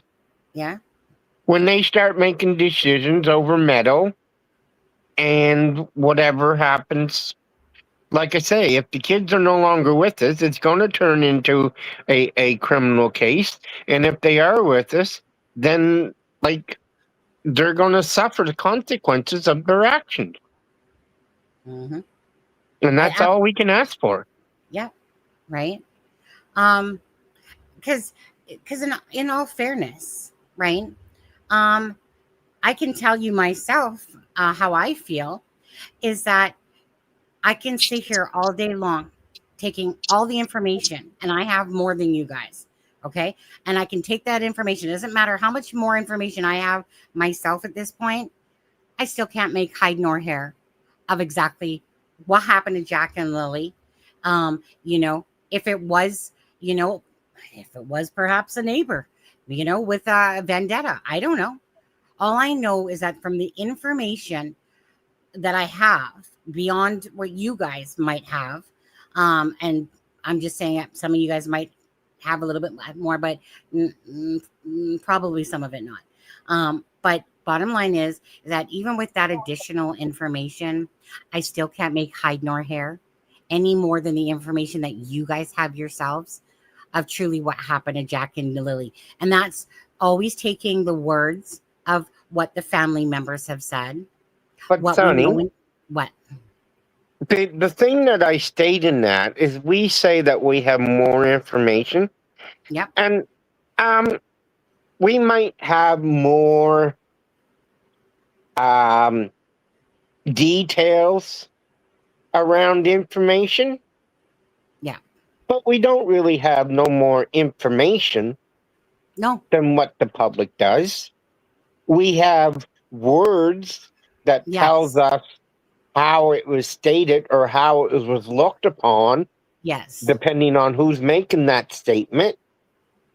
Yes. But because I know we got the documents, but reading down through them. I mean, it's their words. Yeah, everybody will, when everybody hears or reads or sees these documents and you read them, you'll say, well, I knew all that.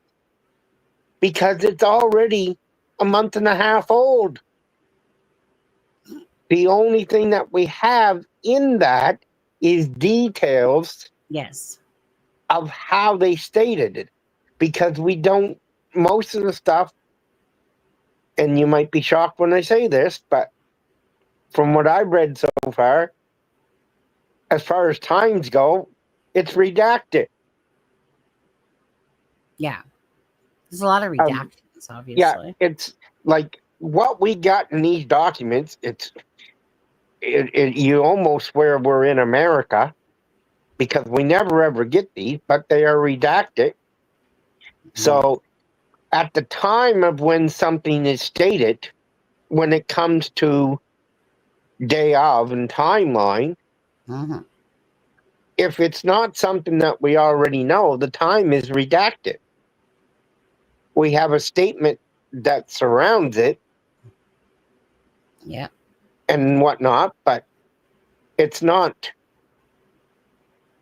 Now, I know that you and other creators probably have a little bit more information because you're talking in the background to other family members and or friends of the family or whatever that haven't necessarily spoken in public yet. Right. But the documents, from what I've read so far, nothing shocking as far as Right. details or additional information. It's just the way and how and who said it. Exactly. Um, uh, Sue, if you're referring to me, it's again, right. Bottom line is, if it's one of those things, is that as a creator, unless you're running a channel, um, it's not you doing the work to talk behind the scenes. And if it was something that was truly important, that would make a difference to the case, you know, then absolutely. But there's nothing. Everyone's words are just words at the end of the day, right? Um, but if it was anything that was obviously important to the case, obviously then I'd be saying, hey, do you mind if I say this? And If I don't feel like it's important value, in a sense, like we are not entitled to everything. I do the work myself personally.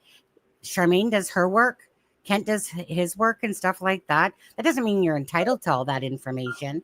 It just means that I work my ass off, right, to sit there and try to find out the answers to this. But if I felt like it made a difference, there's certain information, again, it doesn't need to be out there. It's not going to be relevant to their arrest or something that's going to lead to exactly what happened to Jack and Lily, if that's what you're referring to. So now so like Kent was saying there, right, and I was told this as well by the reporter, was that, like, there was nothing in these documents that was going to say solve the case. I personally wanted the documents myself so that I could look over every detail of things that we know that the media doesn't know, because we follow the case, right, guys? For every little bit of information that we could possibly muster until our brains explode. So we know, for instance, and I'll just use Daniel as an example. We know that Daniel goes in and out of chats and says different things. Do you honestly think that the news has every little screenshot of everything that Daniel has said? Obviously not. So for me personally, again, I'm just simply looking for answers for Jack and Lily in all of this myself. And one of those things, obviously, a truthful timeline matters. And we're at this point right now where most of us can't believe anything from anybody, pretty much, right? Besides, Belynda, right? Because again, she came out going, here, share whatever, share this, whatever. Now, there's sometimes she's got some minor details wrong and she's corrected herself or told me, Sonny, I said this wrong. I said 2 black eyes on Jack or whatever it was. But I just meant to say I, right? Stuff like that. But for me, I just want to see all of it's a lot of stuff, and lots of it, like Ken said, we already know. But you know what? The fine little details might mean something to us, might not, you know? Um, there was something else I was going to say, but whatever. I mean, I know that DT is probably like freaking 50 pages in by now, at least, or I think he might have just, I don't know. He might have just been skimming over to certain important aspects of this. And this is actually taking longer than I originally intended to start showing these documents on there. And, by all means, I do want people, you know, to have access to the documents. You know, I don't want, I'm not going to sit here and go, ooh, right?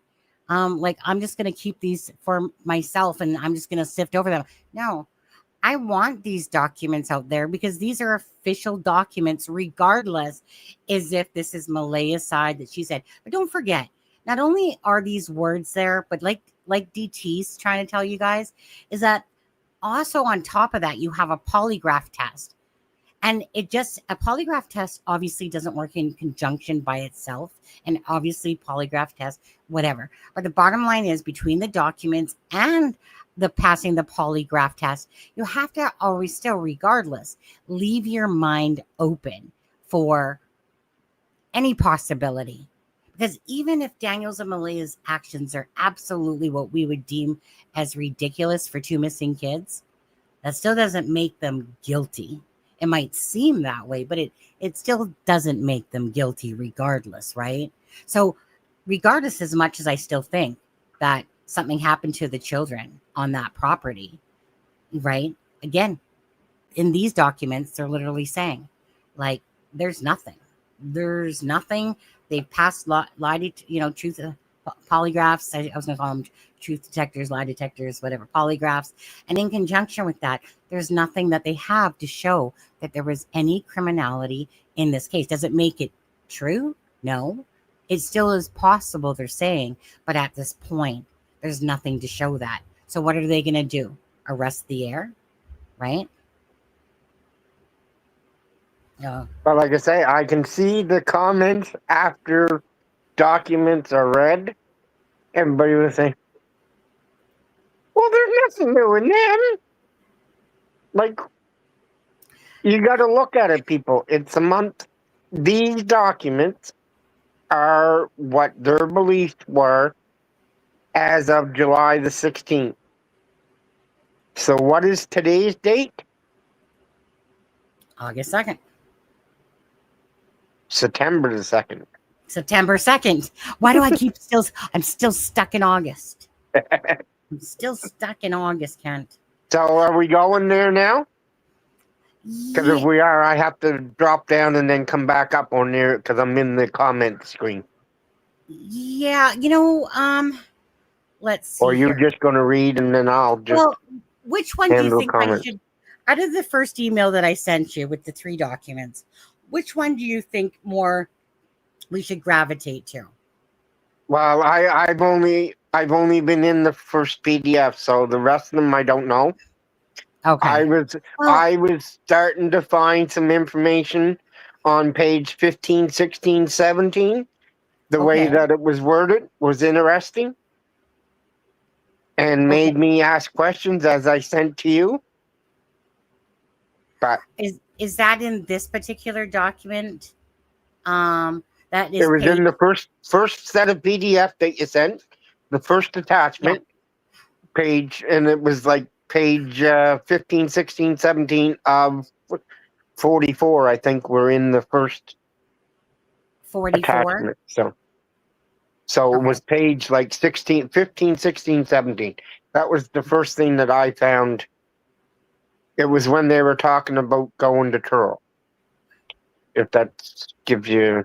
Okay. Yes, Lori. Was okay, so then that's not, let me see what document that is then. This one is one of 38. 10 so there's 30 in the first one I sent you. It's 35, 38, and 32. Well, it's in the very first one. Yeah, so there's, now you said of page 44, that's why. Anyways, you know what? I thought that's what it was saying on the bottom of my screen, but okay. It was saying like 11 or 16 of 44. I thought, but like I say, it's small. You can't see it, right? Okay. Well, let's just kind of start here because you guys, Because the first bunch, you can skim over the first 10 to 12 very quickly, because a lot of it is just the officers that are involved in the case, the ones that are working on the case, Yeah. which unit they're with, and all that, right? Yeah. Now, so Which I don't think anybody's going to know. Like, it don't matter if they know the names of the officers or not, because unless you're local, like a lot of these officers are the Truro and beyond, so I didn't even know their names, right? yeah, and like I said, because there is a ton of documents, and obviously there's no possible way in this world, no matter if we started at 9 o'clock this morning, that we would get through all the documents. So, Yeah, you're not reading them all in one line. no, No. okay, no, exactly.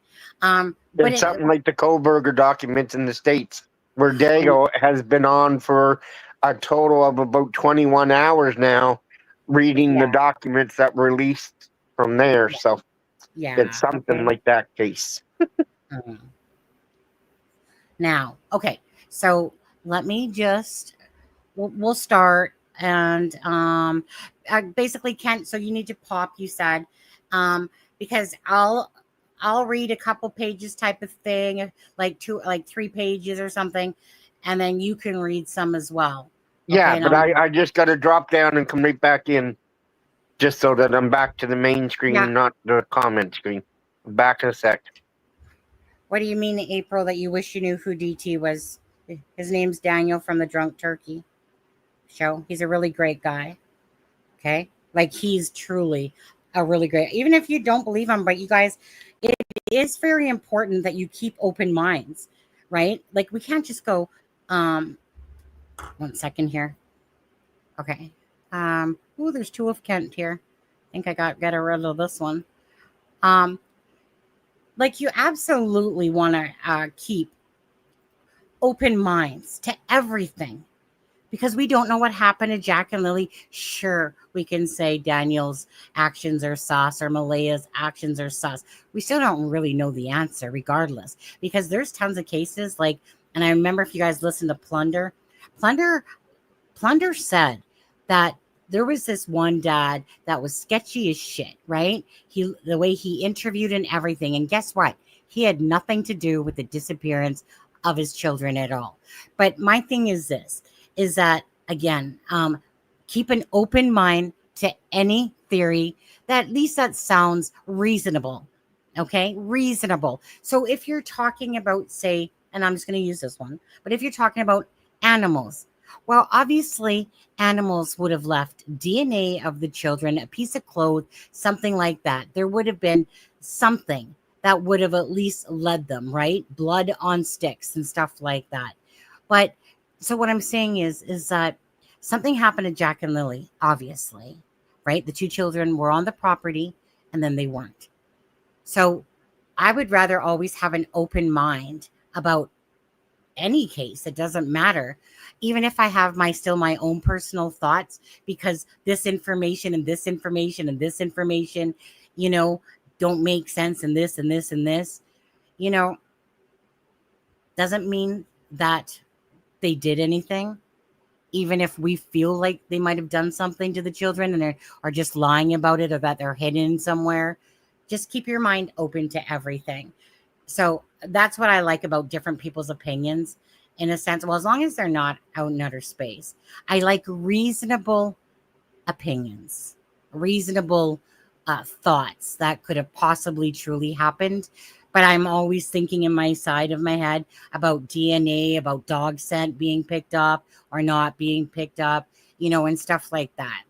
And just like right now, I'm thinking of, okay, they all passed a polygraph. There's no evidence that they've came across from the property, from the yard, from vehicles, from digital data at this point to show anything. Okay, guys? So we're here at August 2nd. So, if we stick just to one thought, then obviously that's not good. So I just inhale all the different information as long as it's reasonable. But okay, so let's just see here. And like I said, I do want people to have these documents.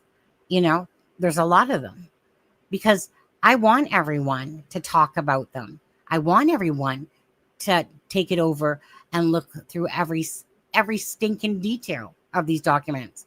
I want YouTube creators that don't have the documents to have the documents, because it's not about me, right? And it's about Jack and Lily for this part. And so that's why, for me, I'm not going to sit here and go, I'm just going to keep these documents to myself. You know, Belynda got them. She gave them to me. I asked her, is it okay? Because I would like to see other people have them. Okay. I'm not sure what's in chat, but be nice to each other. Okay. So let's start just with here. Okay. Let me see. Okay. We're just going to get by, I think. Okay. Grounds for belief. On May 2nd, 2025, Pictou County RCMP were dispatched to a report of missing children, Lansdowne. Okay, blah, blah. We know that. Malaya reported Lily and Jack may have left the residence and were missing. She said that they were both possibly autistic and were known to wander. She said their boots were gone. Malaya reported them missing at 10:01 a.m. The dispatch information reported the police had arrived at 10:27. Sorry, you guys. I want to take me off the screen and make that bigger for you guys.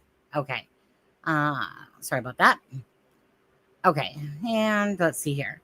Janie McKenzie provided 2 statements to police on May 2nd, 2025, May 5th. Okay.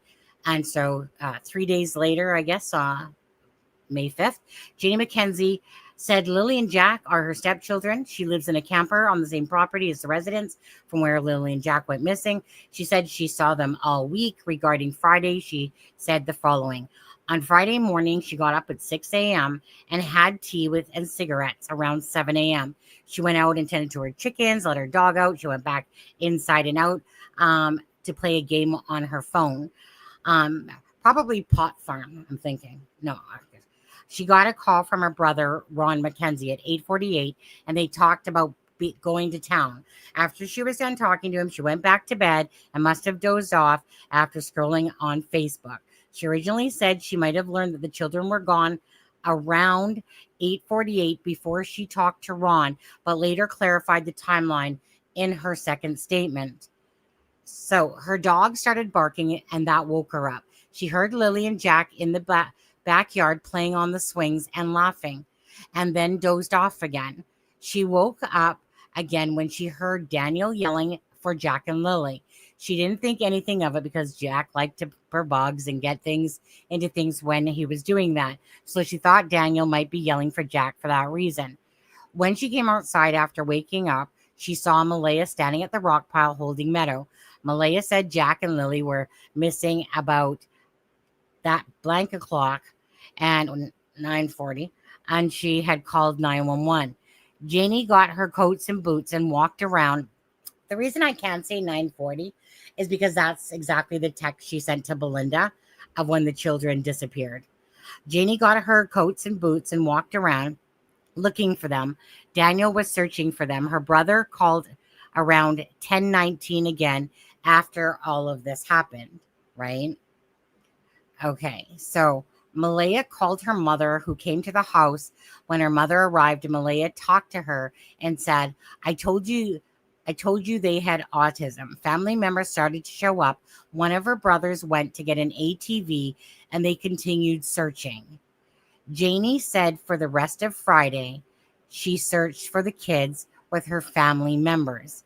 Janie provided some background information. Janie was concerned about the timeline because there was no way the kids could have walked from the yard up the road where Daniel was in the vehicle without her seeing them.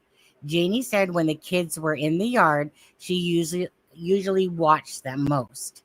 She said the kids were in school on Monday and Tuesday because the bus picked them up right outside the house. Wednesday was an in-service day and they were home. But we call it, okay, I don't know why they call it in-service day, Prody day. But they went to their grandmother's house to do laundry and didn't get home until 10 p.m. Thursday, they didn't go to school, but they were in the yard playing through the day, and she gave them snacks. Janie said Malaya and Daniel are having financial difficulties. Well, yes. Janie said Jack would not go for a walk on his own. She said Jack, Lily, and Daniel went for walks in the woods all the time, and they had to carry Jack sometimes because he got tired and would just sit in one place. Now, remember, you guys, this is dated for May 5th. Janie didn't come out to do her interview, for almost 2 months later. So just remember, this was dated on May 5th of when she said this stuff, okay? Janie said she does not believe the kids are in the woods. Malaya provided 4 statements to the police. 2 statements were provided on May 2nd, 2025, on May 3rd, 2025, and on May 4th, she provided another. This is following a summary of what she said. On the day Jack and Lily went missing, she heard them playing in the other room and was going in and out of sleep. Lily came into the room around blank o'clock a couple times. Daniel was sleeping the whole time and didn't really wake up. She didn't hear them anymore around. So she got up. Kent, I'll finish this off and then you can take over for a couple pages. She got up and they couldn't find them. So they called 911. The police came and got statements. Everyone was frantically searching for them. Malaya did not think this would take days. Okay. Okay, Kent, go ahead. Do you want me to make it bigger? Kent, if you can hear me, I can't hear you. So you probably glitched. So just go out and come back in.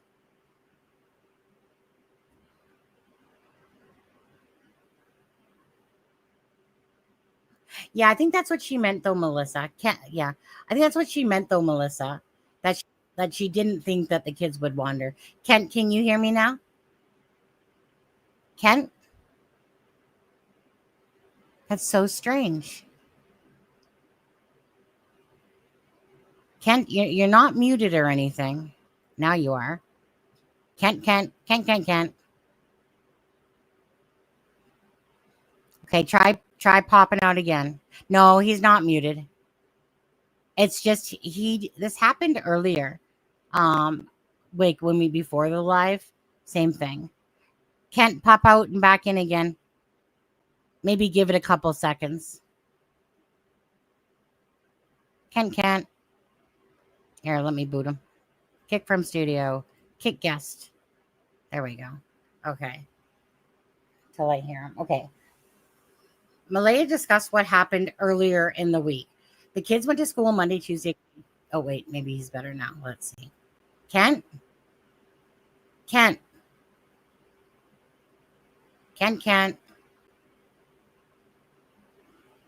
Buddy, I don't know what's going on with your talking all of a sudden.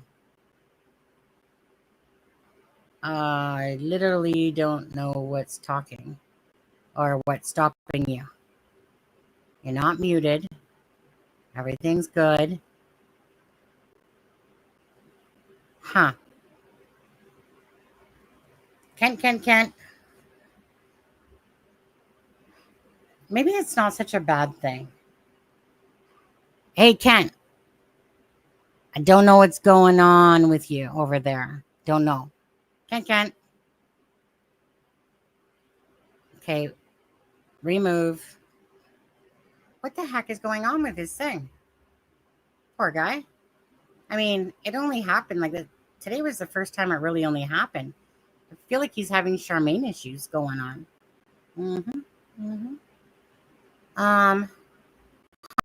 Okay. Let's see here. What was that B? So Malaya discussed what happened earlier in the week. The kids went to school on Monday and Tuesday. Wednesday was a professional. Yeah, exactly. That's what we call it. Professional development day. So they were off. She kept them home on Thursday and Friday. Malaya said she doesn't remember what they did on Wednesday. Specifically, she gave detailed description of what happened on Thursday. Malaya kept Lily and Jack home. It's bugging me that I'm seeing it spelled Lily that with one L for some reason. I'm having like Tourette's or something over it. But anyways, Thursday morning, because they had a cough, she contacted the school through the app at 6:18. The kids got up and came into the bedroom. Meadow was already up in the bed with Malaya. Okay. Oh, Meadow. They got up and headed out to get the kids breakfast. They wanted the TV on and they wanted to play with their toys. Everyone woke up around, now this is of course like Wednesday, you guys. Malaya said she tidied the house throughout the day. Can you confirm this, Daniel? If we could, please, can you confirm Malaya said she tidied the house throughout the day? I'm just being sarcastic. And looked after the kids. She also said she scrolled her phone at one point because she was overstimulated. Did Kent try to come back yet? No. Oh wait, let's try. Kent. Oh, Oh, there, I can hear you now. Phew, I thought I was gonna really have to disown you or something silly like that. I was like, well, I was Kent. going to say you invited me up to help read, and then as soon as I have to speak, you don't want me to speak. Yeah. Well, hey, Lori Shortlegs, thanks for the super sticker. I'm kind of laughing at your name there. I love the little strawberry beside that. Reminds me of strawberry shortcake. Okay, so Kent, um, I'm basically Malaya said, oh yeah. So I'm at the Roman numeral number 3. Okay, so hold on. I'll make it. You okay? Are you good, bud? Yep. Okay, hold on. Is this big enough? Yep. Okay, perfect. Thank you. Okay. She had blank in Glasgow in the afternoon on Thursday, and she and Daniel went with all the kids. They drove her 2017 white Nissan Pathfinder. They went to the big stop in Westport for gas. They thought they might have gotten the kids' bagels at Tim Hortons. Daniel stayed in the car with the kids. When she got blank, then they went to Starbucks, drove through drive-through before going home. In the evening, she was going to do some cleaning, but she was too tired. The kids were watching a show on TV. She put Lily and Jack to bed first, then Meadow, and then went to bed herself. Malaya said that they were late getting to bed that night. No, where the hell did you send me? And went around 9 p.m. They usually go around 7 p.m. Lily was wearing a pink sweater and pink pajama pants, while with white shapes on a Barbie top with pink socks. Her hair was shoulder length and her backpack was beside her. Jack was wearing black sweatpants, a t shirt, and a diaper as he was only partially trained. That cursor is screwing me up. Don't move it. Daniel stayed up. He said he was going to clean the house for her, but it wasn't clean when she got up, so she doesn't know what he did that night. Normally, he did little projects around the house at night and fix things. Blank.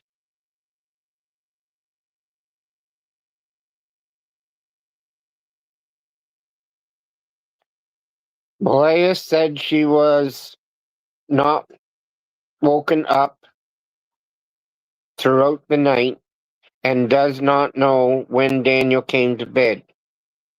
She continued by giving a detailed description of what happened on Friday. On Friday morning, Malaya's alarm went off at 6 a.m. and another at 6:15 a.m. When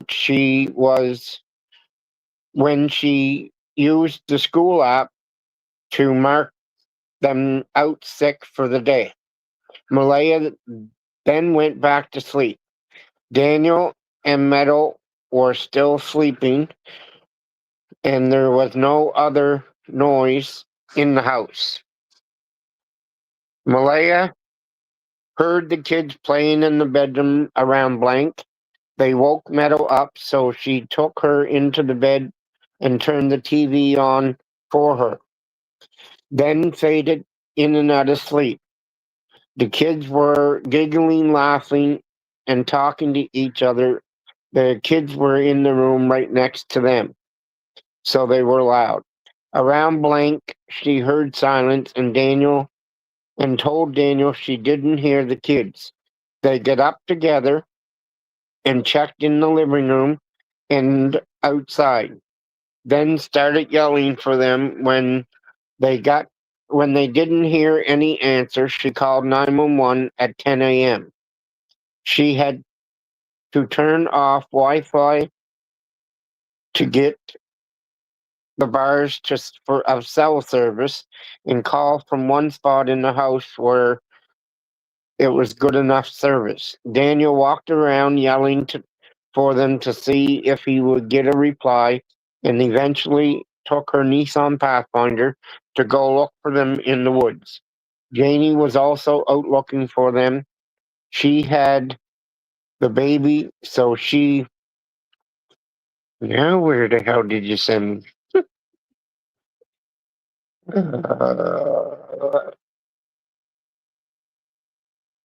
She she had the baby, so she couldn't go look. Malaya said that she did not think the kids had changed their clothes from the night before, and Lily's backpack was gone, so she assumed she had it with her. She described it as a corduroy cream.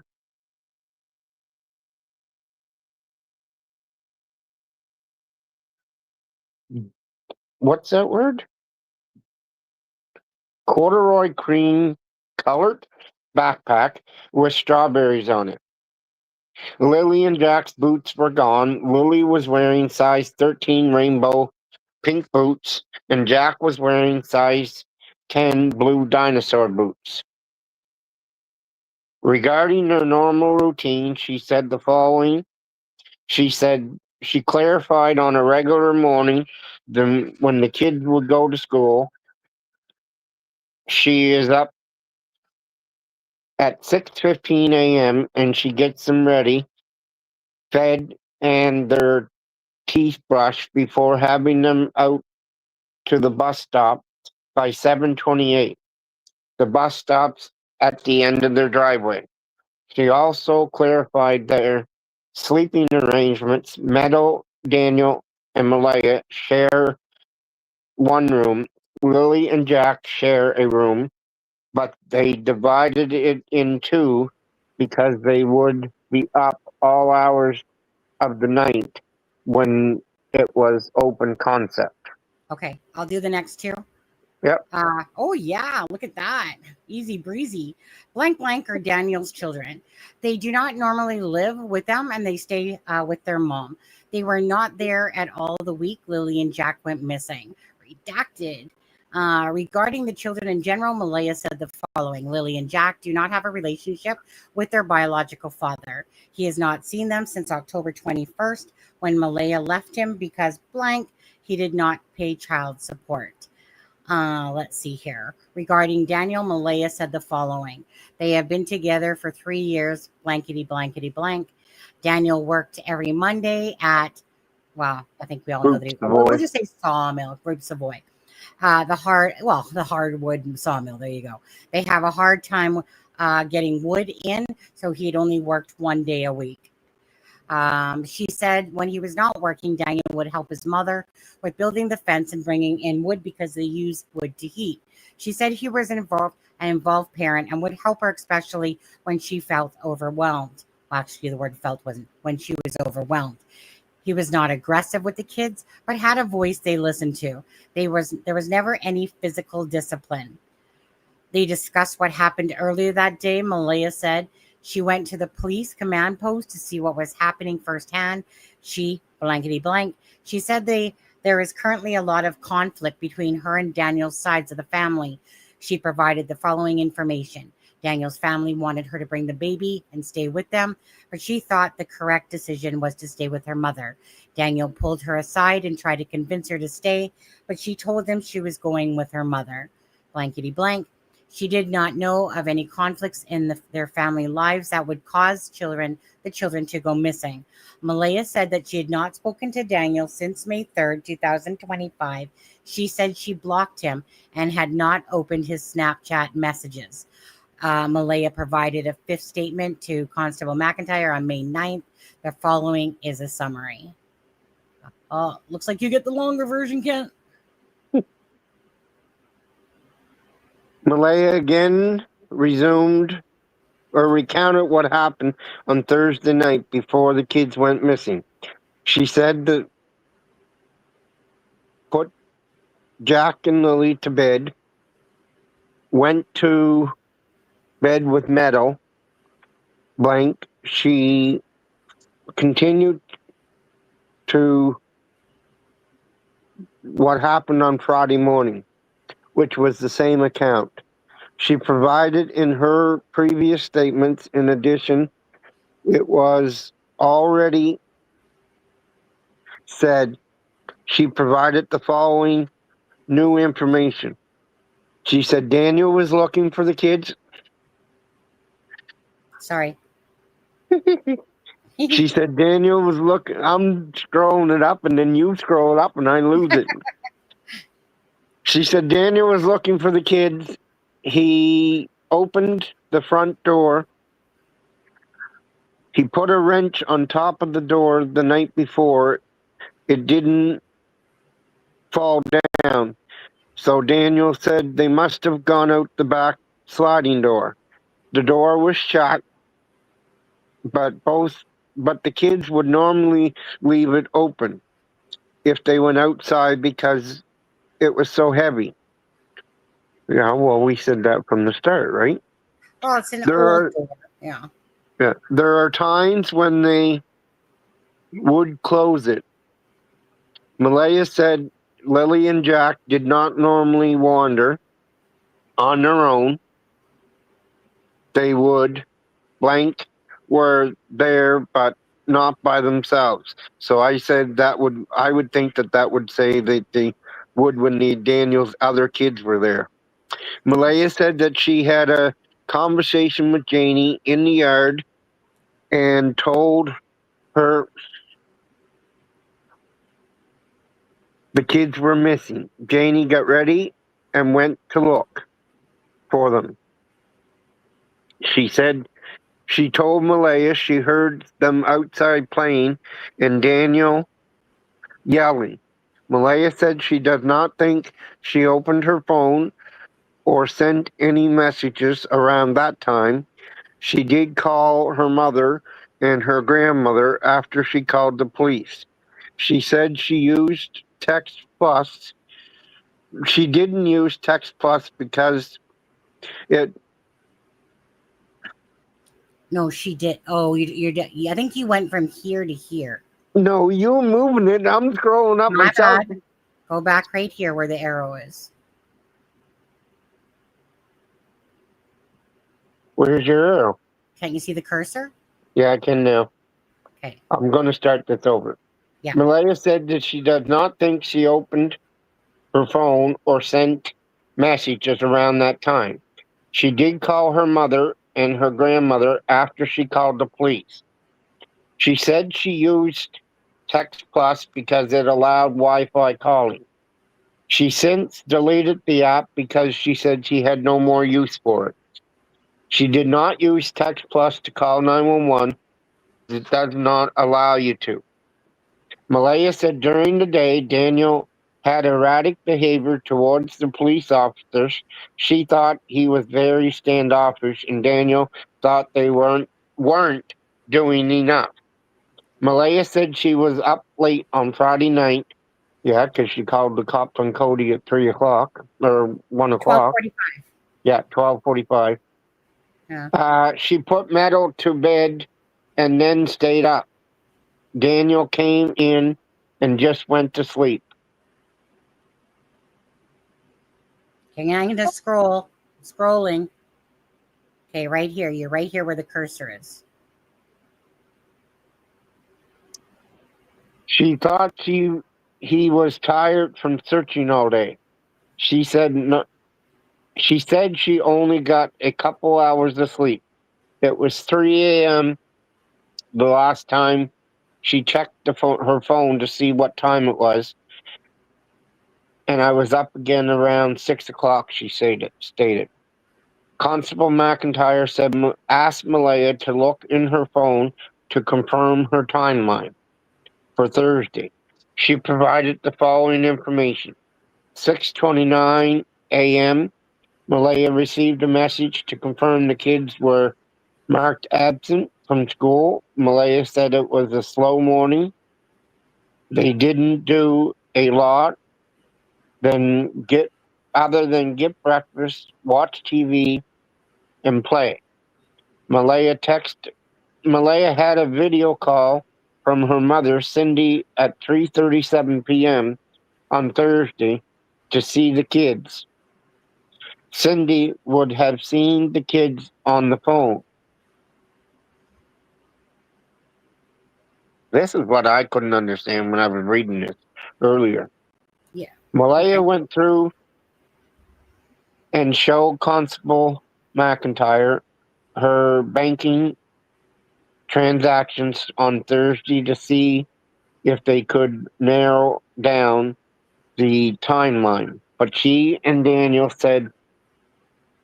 said Daniel used his card for the purchases that day. Malaya showed Constable McIntyre her Google Map timeline, which tracked her movements on Thursday. She went to the following places. 1. They left home at 12:10 p.m., drove 39 minutes. From 12:49 to 1:27, Malaya was shown at a missing visit. Anyways, Malaya. whatever. Which she thought was her blank, probably appointment. They went to Dollarama at 1:44. She said she went in and grabbed a few things. They went to Lawton's at 2:48. She remembered they picked up some Tylenol and diaper rash cream for Meadow from Meadow, but for Meadow, because she was teething. All right, I don't know what diaper rash cream has to do with teething, but I hope not. They drove. Tylenol and diaper rash cream from Meadow because she was teething. Yeah, nothing to do with the other. They drove between 2:52 and 3:11 p.m. and arrived home. That evening, she got the kids something to eat, and they were watching TV. She said that night they might have gone outside sometime to play, but they came in when it was starting to get dark. She got their teeth brushed, and they wore their clothes to bed because all the clothes were still in the bags from when she washed them at her grandmother's house doing laundry. And she hasn't gotten around to putting them away yet. Lily and Jack were hyper and excited, but she got them tucked in the bed. Okay. Scroll. Oh, I can. Okay.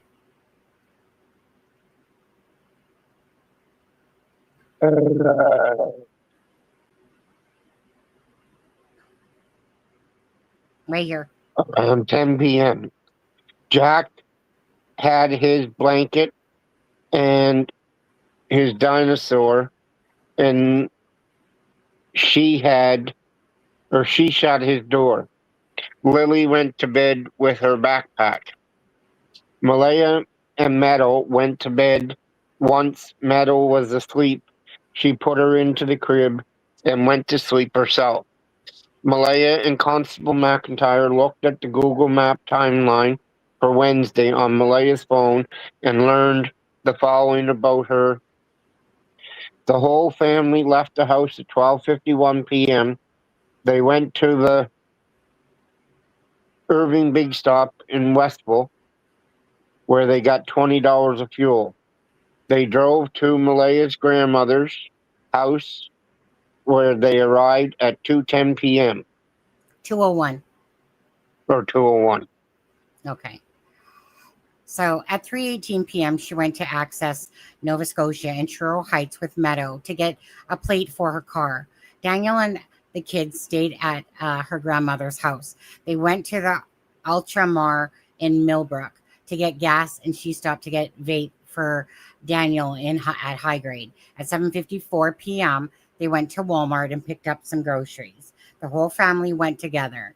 They stopped in Truro, and then they went to her grandmother's at 9:19 p.m. to drop off her bank card. Thank you, Patty. At 10:19 p.m., they arrived at home for the night. Malaya's provided more background on their living situation. She said that they moved to the trailer on Daniel's mother's property. Oh, look at me, Kent. Look at me go. Malaya said Daniel's father owned over 100 acres of land out near Barney's River, which is a wooded lot. Okay. Daniel provided 2 statements to the police on May 2nd, 2025 and May 4th, 2025. The following is a summary of what he said. Daniel said Malaya took the baby Meadow and left with her family. She blocked him on social media and he couldn't get in contact with her.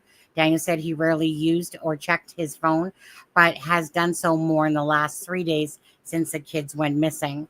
When asked about Friday morning, Daniel said the following.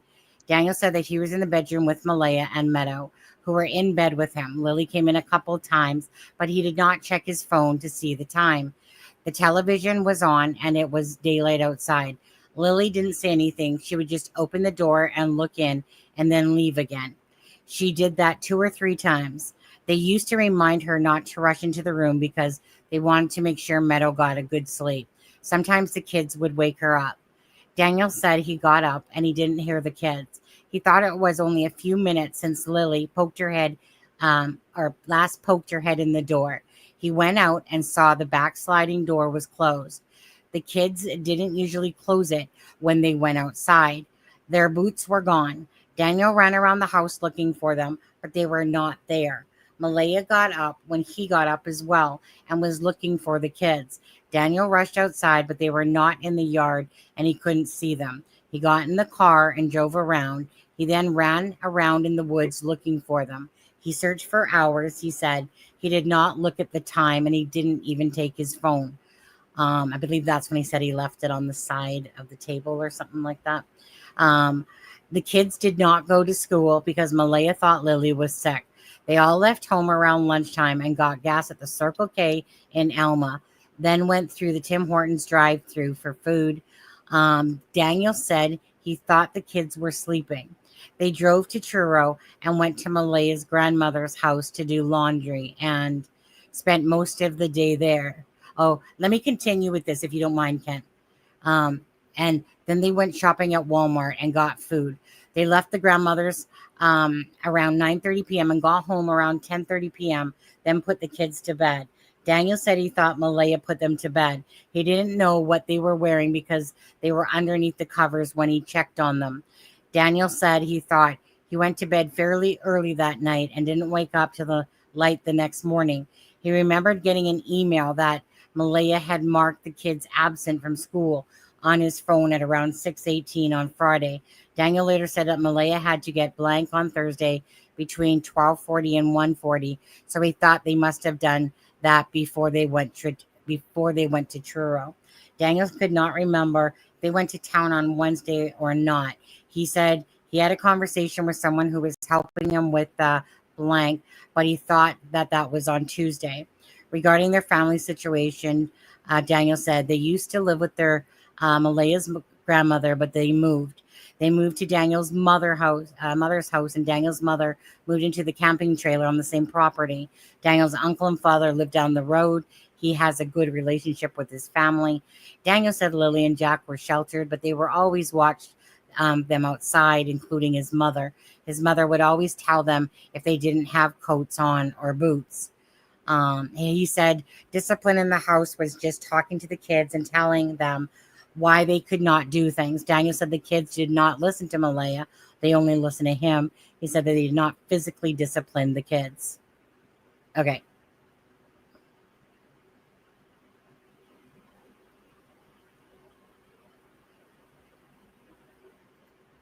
So where are we at? That page that's right in front of you. Okay. So investigators believe Daniel was mistaken when he said they went to Truro on Thursday. Based on Malaya's statements and her Google timeline, they went to Truro on Wednesday, and she had blank on Thursday. Probably blood work, doctor's appointment. Daniel provided a third statement to police on May 6, 2025. Following is a summary of what he said. Daniel said when the kids went missing, Malaya's mother showed up extremely quickly, even though she's over an hour away. He wasn't sure when Malaya called her mother and said it might be a good idea to check her phone to see that time.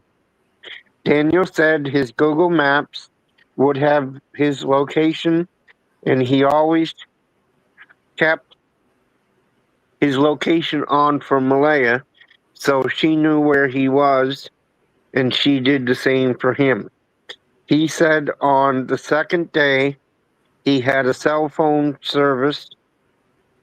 He said on the second day he had cell phone service when he was searching, and his Google would show his locations. He said he used Google Maps to get out of the woods one time and sent Malaya a picture of it. Daniel talked about the areas he searched on the first and second day, said he went up into town and got his friends, Adam and Chance, and they helped him search on the second day. Daniel said he thought Lily and Jack would only come to him because they were attached to him. Daniel said they never listened to Malaya, only him. Daniel said he's trying to be completely truthful and tell police everything. I'm just going to scroll. You're right here. But it's hard to remember. But it's hard to remember everything exactly as it happened. Daniel said he is having a hard time because his whole family is gone. When asked in detail about Friday morning, Daniel reiterated what he said in his earlier statements and provided the following further details. When Lily was sticking her head in their room, he could hear Jack in the kitchen in the background. He did not see him, but he was usually loud and clumsy, so it was easy to hear him. Blank, blank. They like to eat and snack all the time, and sometimes stash away food. Now, I'd like to stop there for a second because when I was reading that earlier, yeah, that made me ask questions. That they like to stash away food. I did that as a kid too.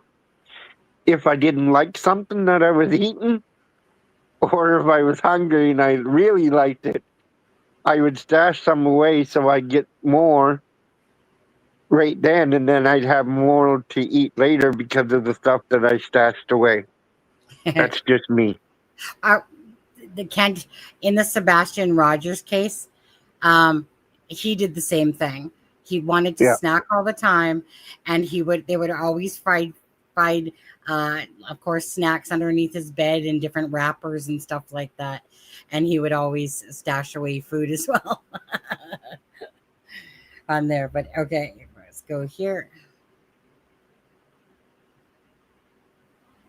Daniel said when he went out to look for the kids in the house, he realized they weren't there. He went back into his bedroom to get dressed before going outside to look for them. Daniel confirmed the kids could not go out the front door because he had pinned a wrench or jammed a wrench in a bolt in there to make sure the door didn't open. He said he does this most nights because there was a bear that used to be hanging around the property. That morning, he had to go rip the door open to get out, and the metal piece fell on the floor. So he said he knew there was no way they could have gone out that way and the piece still be there. He took the car and went around to look. When he came back, the RCMP were there and told him not to go back in the woods. By that time, his mom was there with his uncle Ron, and he waited with them. There was a time when he was looking in the woods. He thought he heard a scream that sounded like Jack and Lily. He stopped and stood still for a while, but the helicopter overhead was too loud and he didn't hear anything else. At one point on Friday before dark, he took a half-hour video on his phone of where he was searching.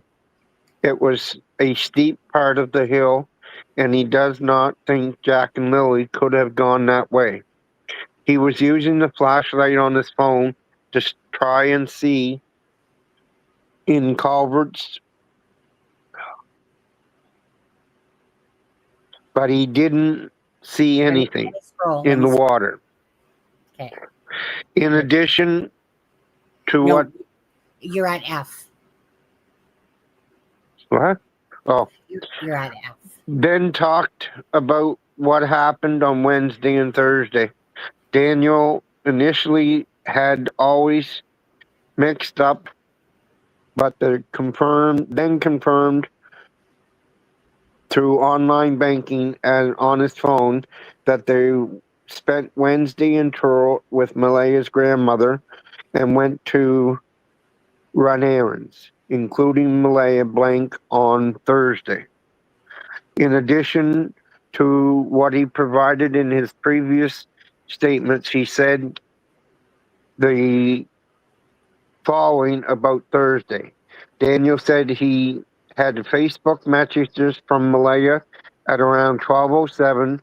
She was talking about McDonald's toys. He said he might have been out in the yard playing with Jack and Lily when she sent those messages. They all went to Malaya's blank grandmother's place and got there around 12:50 p.m. Malaya went to get blank and he stayed in the car with the kids. All three kids were sleeping, so it was quiet. He looked at his banking information on his phone and remembered they went to Dollarama and Lawton's on the way home. They all went into Dollarama and only Malaya went into Lawton's.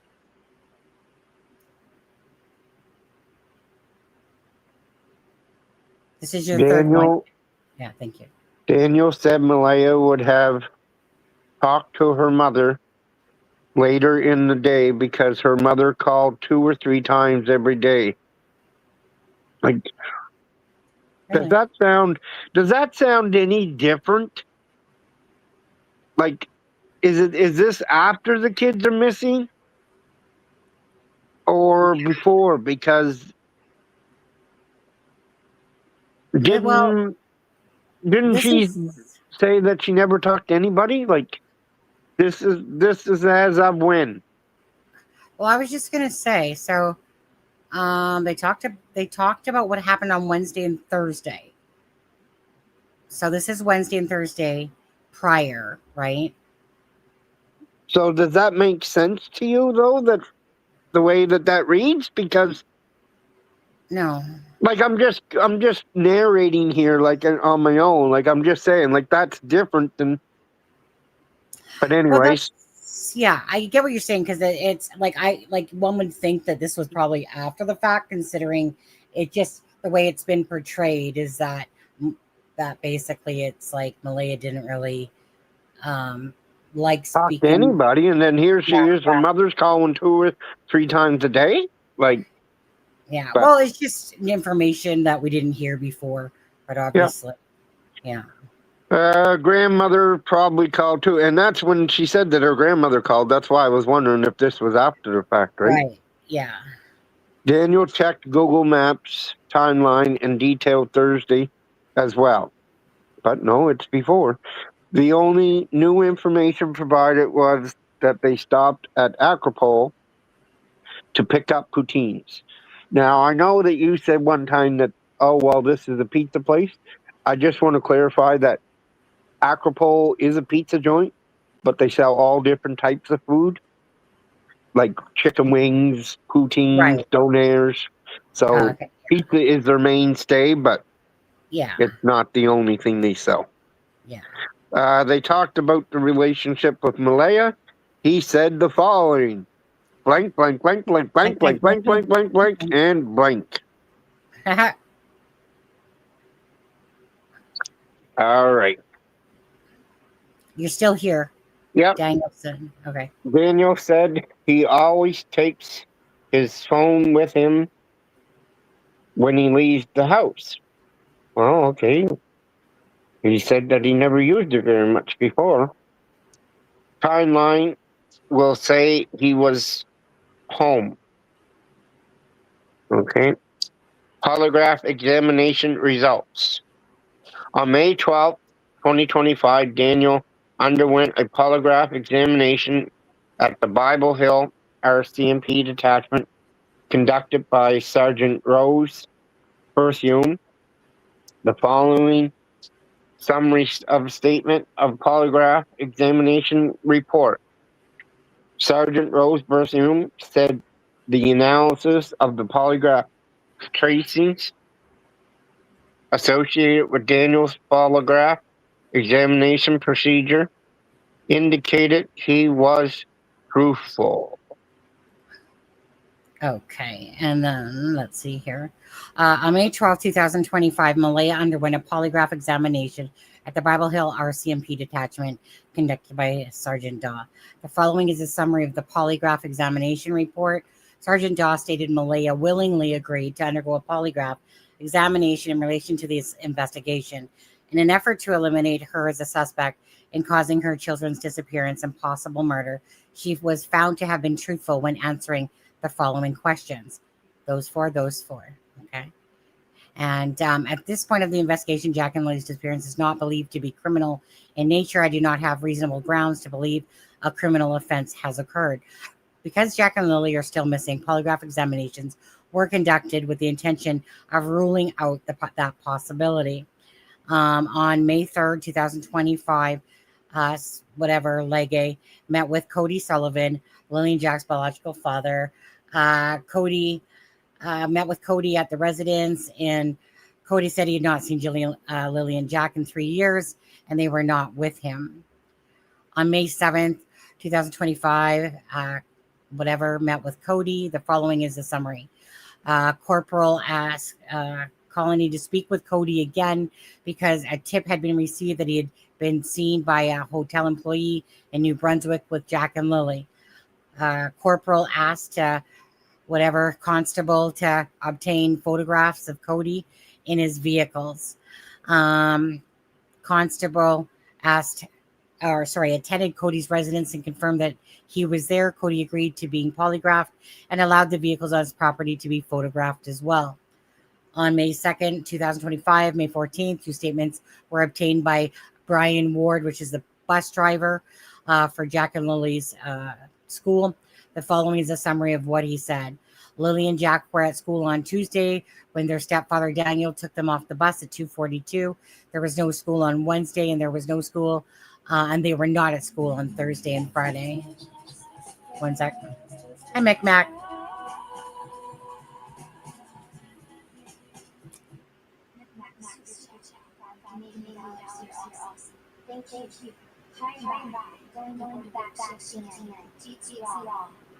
Good to see you too, McMac. Thank you.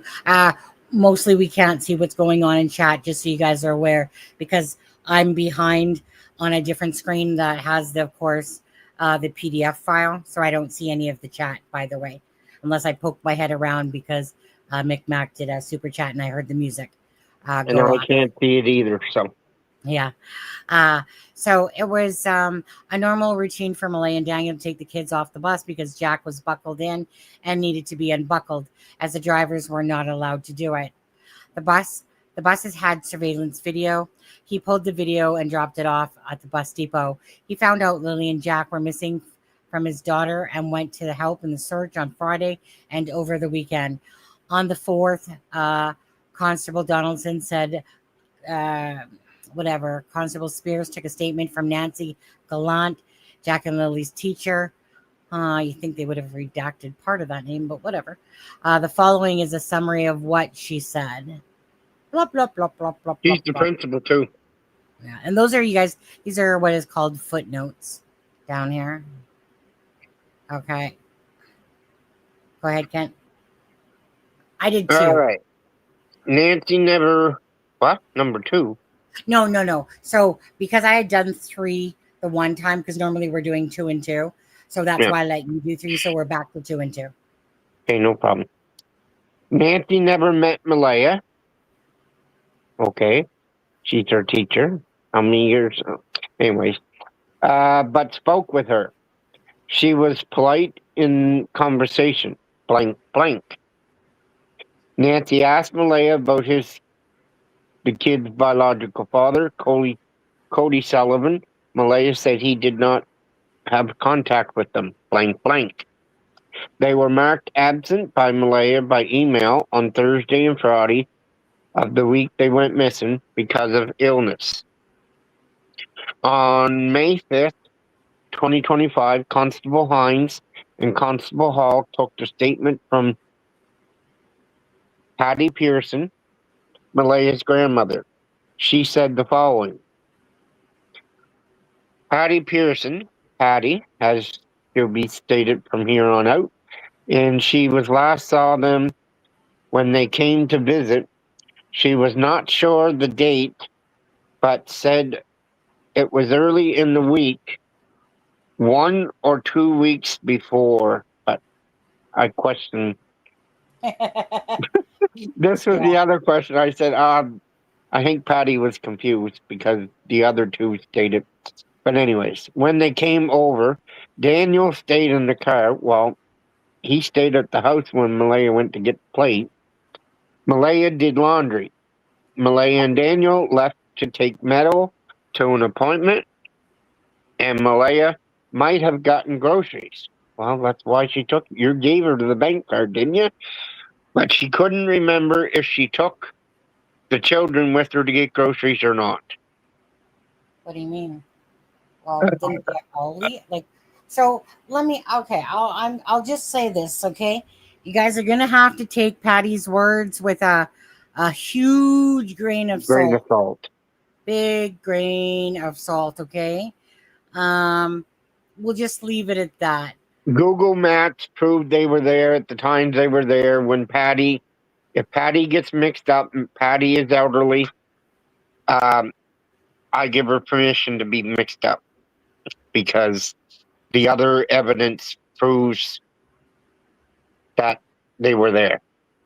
Yeah. So please, with Patty's stuff there, you guys don't run off on that and think that you've solved the Cadbury secret to the Easter cream egg or something, because obviously, I mean, again, that her words are not Matching, but they're not matching, okay, but they're her words regardless.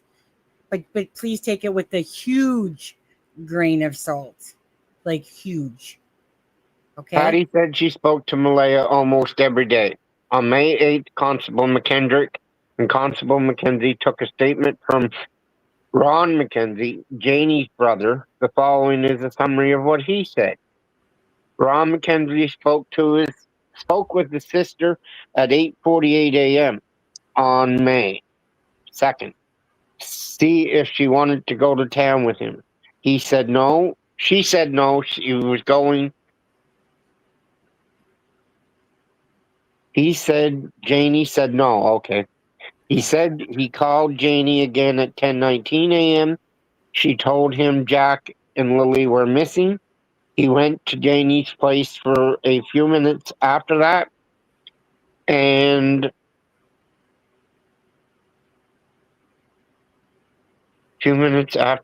then to a neighbor's to tell them what was going on. He went to town with his mother earlier that mother after that and came back around 1:30 p.m.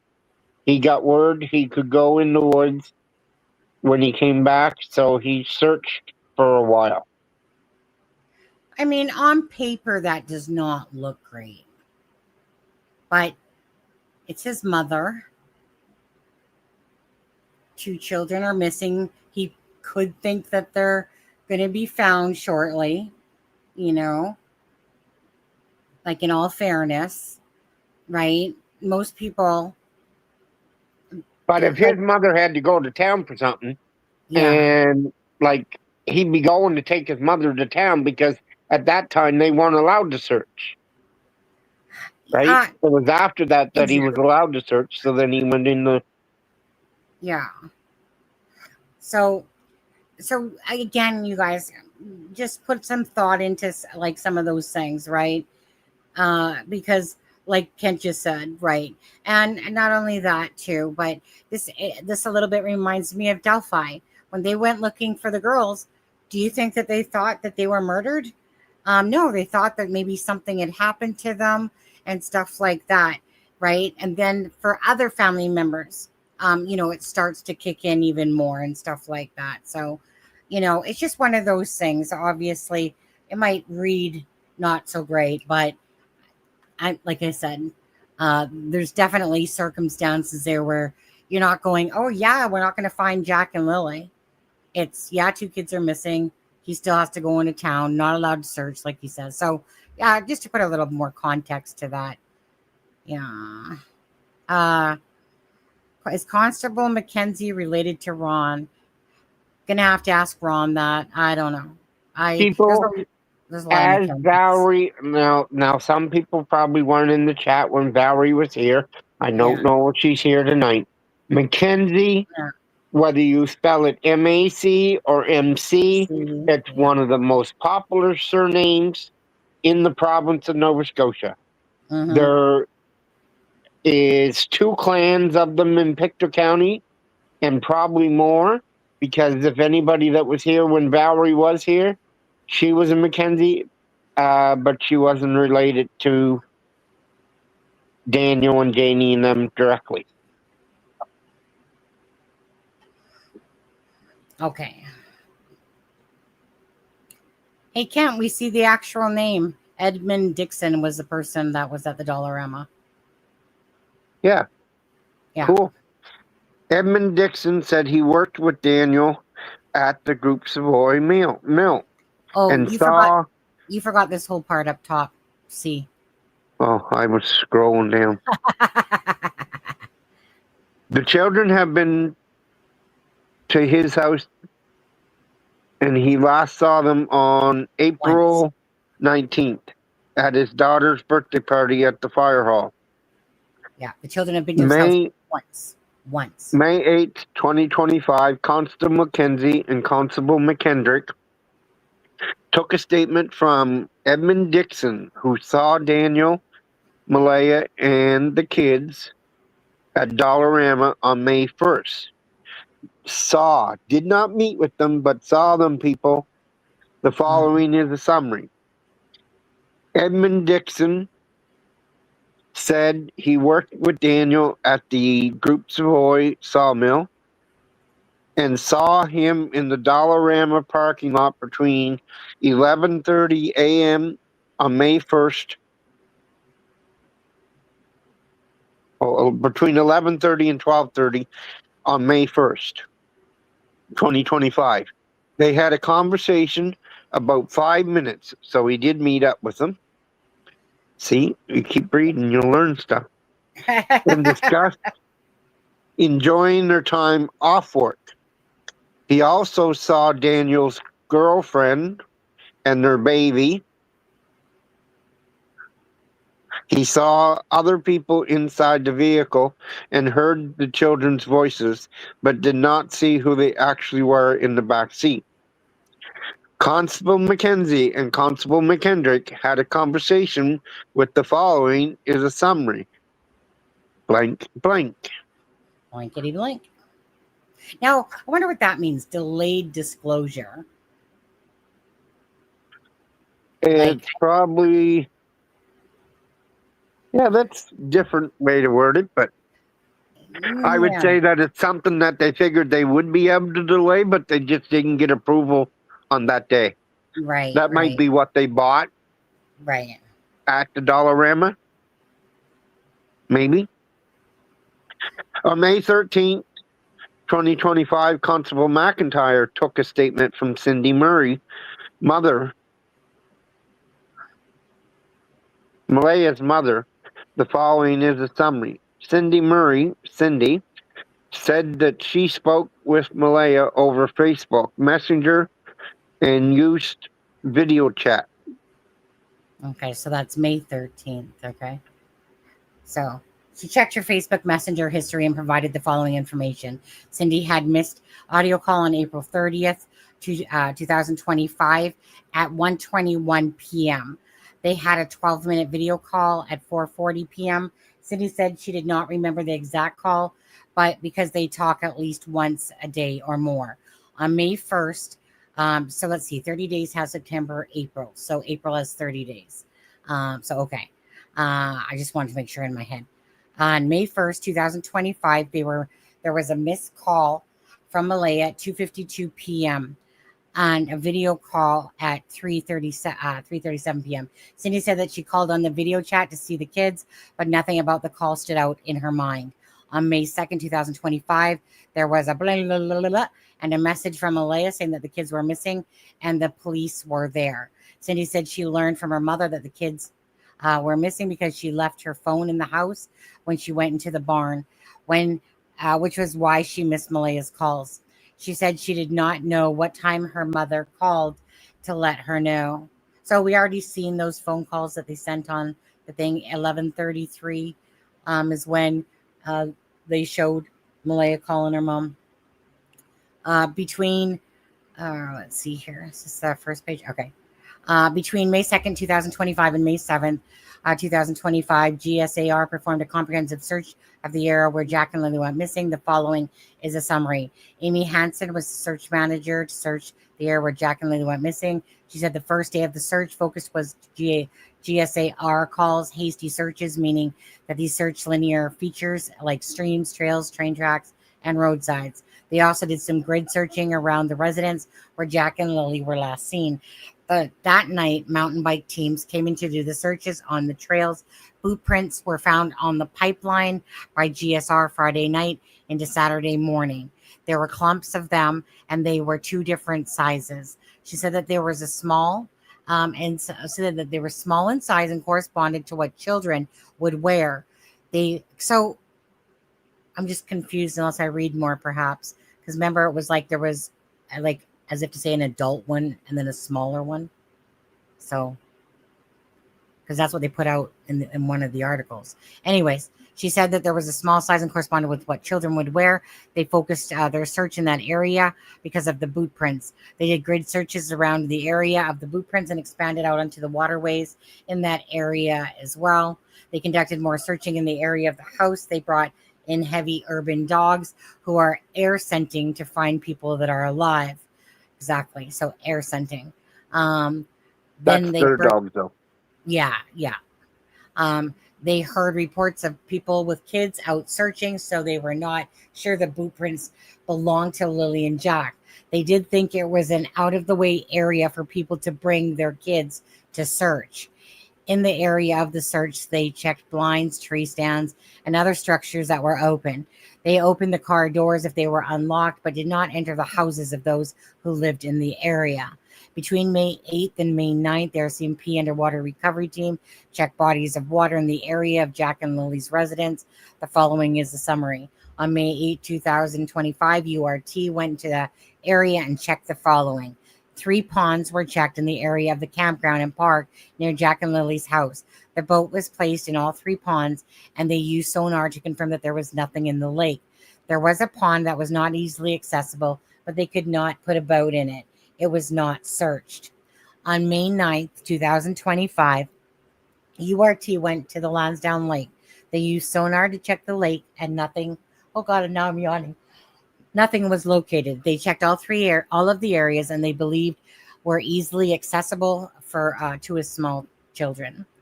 On May 2nd, 2025, Constable conducted a drone search in the area of Jack and Lily's residence. The following is a summary. At 10:38, Mugford launched the RPAS from 1407 Gairloch Road and began initial searches utilizing both live camera view and thermal imaging of a nearby swamp and waterways adjacent to the property. Oh, goodness. Mugford continued grid searches at the area contained between Lansdowne Road, between Gairloch Road and Lansdowne Lake, approximately 0.5 kilometers north of the residence. There you go, Kent. The search included a low altitude hover over Lansdowne Lake, performing a 360-degree scan of the lake and the water's edges. The results of the lake search were negative. At 2:07 p.m., Constable Mugford brought his RPAS drone down to battery deception because the Department of Natural Resources helicopter and RCMP helicopter and the RPAS operator, Constable Janie, were all carrying out aerial patrols. Constable Mugford did not carry out any further flights. Constable Mugford carried out vehicle patrols on Lansdowne Road between Gairloch Road and Montreal Road. He checked a number of concrete waterways which passed under the adjacent rail bed, and all were negative. On May 9, 2025, Constable Hayes conducted a drone search of the underside of Jack and Lily's residence. The following is a summary. Constable Hayes was tasked to assist the investigation by searching the confined space under the trailer where Jack and Lily lived with his RPV. He arrived at the residence on May 9, 2025 at 6 p.m. and was invited onto the property by Daniel.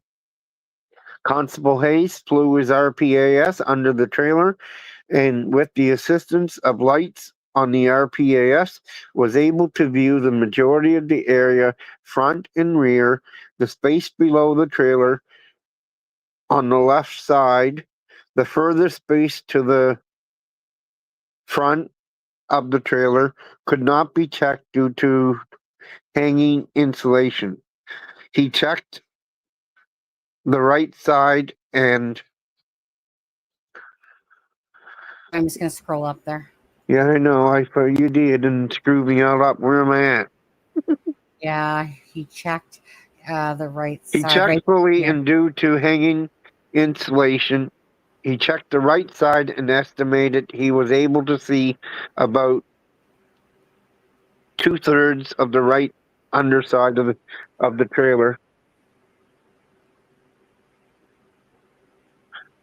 As the ground sloped, the RPAS could not fit in the remaining space. Pink blanket location during search. On May 2nd, family members taking part in the search for Jack and Lily located a pink blanket The following is the summary. Constable Gagnon and Constable Mason were at Jack and Lily's residence on May 2nd, 2025, around 4 p.m. when Haley Fernand and Hayden Murray Smith and Hayden's girlfriend came out of the woods to say, "I found a pink blanket in the woods, in a tree, on Lansdowne Station Road." They showed the picture to Malaya and Daniel, who confirmed the blanket belonged to Lily at one point. That's on May 2nd. That's on May 2nd Right. at 4 p.m. Right. Constable Hayes was tasked in the assist the investigation by searching. Sorry. What were you reading? Were you rereading? No, you scrolled me up. Wasn't that new? Nope. This is it. Okay. Okay, wait, I just want to touch that for a second. Because again, and Daniel knows this, right? So right here they're saying where Malaya and Daniel, who confirmed the blanket, belonged to Lily. But that's not what was said. But this is on May 2nd. Daniel's first interview was on May 2nd, but that was earlier in the day. Then his first interview on May 3rd, I believe he also said that he didn't believe it was Lily. He didn't have an interview on May 2nd. Ah, He didn't have an interview on May 2nd. so his first interview was May 3rd? Yeah. And it came out like on May 4th. So, but that's what I mean. He said that he didn't think it was Lily's, which he later changed. Right. Right? But it was around 4 p.m., so that they found that. Alrighty. Constable Gagnon and Constable Mason drove Haley, Hayden, and Hayden's girlfriend to the location where they saw the blanket. Constable Gagnon seized the blanket. Corporal Martin and his police dog were called to the area. So there's confirmation of police dogs on the scene. He took photographs of the blanket. He walked about 1 kilometer in the area with his dog on an adjacent trail. They did not pick up a scent to complete a track. The other part of the blanket was seized from Malaya and Daniel by Corporal Rice on May 4th at 9:09 p.m. It was located inside the trash bag at the end of the driveway in the garbage can. May 5th, 2025 at 11:07 a.m. Constable Gagnon showed Corporal Titochuk the seized blanket, and she compared it to the image of the blanket seized from the residence, and she believed they were pieces of the same blanket. After Corporal Titochuk checked to confirm it was the same blanket, she drove to the location where the blanket was seized. She confirmed it was exactly 1 kilometer from Jack and Lily's residence. Walmart and Dollarama video surveillance. On May 7th, Constable Himmelman attended Walmart in Truro, and to obtain the surveillance, he learned the following. Constable Himmelman met with Blank in the Walmart office and obtained video surveillance from April 30th and May 1st, 2025. Constable Gagnon, Constable. That's the same thing.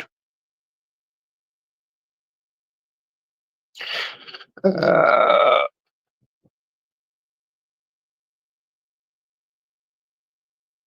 we got to scroll down some there, or is A where I'm at? Oh, let's see here. Oh, obtain surveillance. Malaya Yeah. entered. I don't think you read this part yet, did you? No. Okay.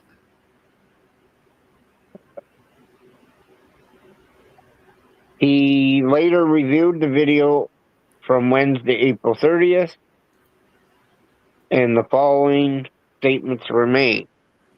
Malaya entered Walmart at 7:54 p.m. holding the baby. Daniel entered the Walmart at 8:01 p.m. with 2 children, believed to be Jack and Lily Sullivan. So they did all go grocery shopping Wednesday night as Patty said. Malaya, Daniel, and all 3 children at Walmart at 8:40 left Walmart at 8:48 p.m. On May 9th, 2025, Constable Cave received the video surveillance and the receipt from Dollarama dated Tuesday, May 21st or May 1st, 2025. The following is a summary. At 1:53, Malaya entered Dollarama with the baby. Daniel entered with Jack and Lily at 2:01 p.m. They all exit the store at 2:25 p.m. Okay. School bus video surveillance information. On May 15th, 2025, Constable spoke with Blank about the video surveillance on school buses in Pictou County. He learned the following. Blank showed Constable video from bus 19 or 919 and bus 267, which are the buses that travel the Lansdowne area daily and transport Lily. Oh, now they spell it with 2 L's. Oh, okay. The whole top part, it's like 1 L. But anyways, Lily and Jack back and forth to school. Constable McIntyre viewed cameras on from bus 919 on Tuesday, April 29, 2025, and saw Malaya walking with Jack and Lily on to the bus at 7:27 a.m. McIntyre noted that there was 3 camera angles inside the bus and 1 camera angle that faced the roadway. Bus 267 dropped Jack and Lily off on Tuesday, April 29th at 2:41. Constable McIntyre viewed the footage and saw Daniel coming onto the bus to escort them off. Bus 267 had the same camera angles as bus 919. McIntyre took still photos of the video footage to show the camera angles. McDonald advised that she required a court order to produce the video to police. She said their retention goes back until September 2024, so they will have the video from that time frame requested. On May 16, 2025, I had a conversation with Blank to obtain more information about the school bus surveillance, video surveillance. I learned the following. Blank was the Celtic Family Transportation Supervisor, meaning she looked after all the buses and bus drivers in Pictou County. Blank confirmed she also had a video of Jack and Lily getting on and off the bus on Monday, April 25th. For the bus route, she provided the following information as they're usually routines. She said the morning bus, 919, will leave around 7:10 a.m., depending on where the bus is parked, be at Lily and Jack's house between 7:25 and 7:30, and drop them off at school around 8:10 a.m. She said those time frames are fairly accurate and do not fluctuate much. They are no longer buses who do routes in Lansdowne area in the morning. She said that the afternoon bus 267 will pick up the kids at school around 2:10, drop Lily and Jack off around 2:42, and continue the route up until about 3:20 p.m. Bus 919, which is normally the children's morning bus, also does a route in the Lansdowne Station, Lansdowne area with the older children in the afternoon. The bus gets to the area around 3:49 p.m. and the bus finishes the route about 4:40 p.m. near the Whistleberry. She said that the video is located on 2001 highway to whatever. She said that the court order could be sent to her by email and she would get it actioned as soon as she could. She reminded me she does not work on the weekend and Monday, May 19, 2025 is a holiday. So the earliest she could action the request would be Tuesday, May 20th, 2025. Tips received from public. On May 13, 2025 at 2 p.m. or 2:10 p.m., I had a conversation with Constable Spears regarding the management of tips received on this file. I learned the following. Spears is managing all of the tips that are received and reviewing them as they come in. He said that there is 206 tips in the investigation thus far. These tips include information that has been provided anonymously. Each tip is being followed up by an investigator in the MCU and documented on the file, which Constable Spears said has reviewed as well. None of the tips so far have led to the Lily and Jack, so back to 10, location or have information that has been corroborated by the investigation. There are some areas that have been identified to be searched, and a list is being made for follow-up. The areas that have been identified have no correlation to the investigation to date. They are being checked out for an abundance of caution. Video surveillance requested timeframe. I have reasonable grounds to believe that the records sought will afford information concerning the missing persons and assist in locating the missing persons. I have considered where the video surveillance being requested can be limited to a specified time frame. As such, I'm proposing that the following video surveillance be provided and explained why. Monday, April 28, 2025, 7:20 a.m. to 8:15, bus 19 and 2 o'clock to 2:50 p.m., bus 267. This time frame will show Lily and Jack getting on the bus and their ride to school, as well as their ride home from. Go ahead, Kent. I didn't know that you had to buckle your own kids into the Yeah, didn't know that either, to be honest with you. Oh. school and getting off the bus on Monday. The record will independently verify the information provided by various individuals during this investigation. Tuesday, April 29, 2025 at 7:20 a.m.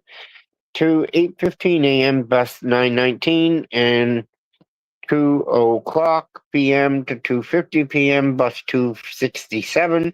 The time frame will show Lily and Jack getting on and off the bus, as the above record will show Friday, May 2nd, from 7:10, bus 919. The time frame will show Lansdowne area.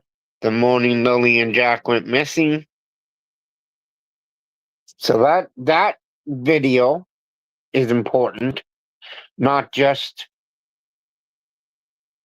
the bus the day the kids were on it on Tuesday.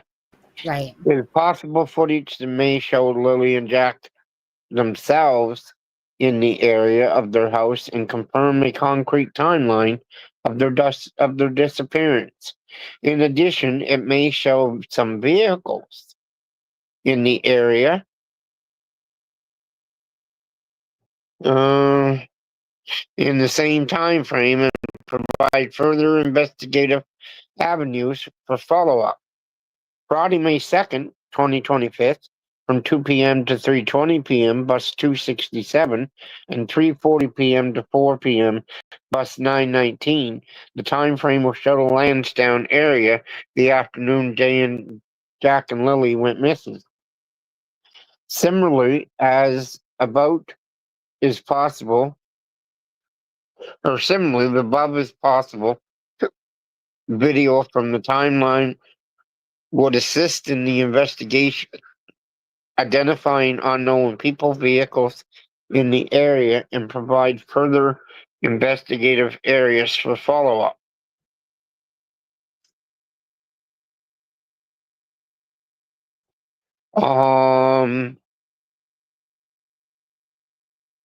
Summary. On May 2nd at 10:01 a.m., Lily and Jack Sullivan were reported missing. 1407 Gairloch Road by their mother, Malaya Brooks Murray. She reported they walked away from home and could not be located. Malaya, her boyfriend, Daniel Martell, and his mother, Janie McKenzie, were at the residence when the children went missing. They all provided statements. They said they heard or saw the children that morning on May 2nd, but could could not provide an exact timeline of when the children went missing.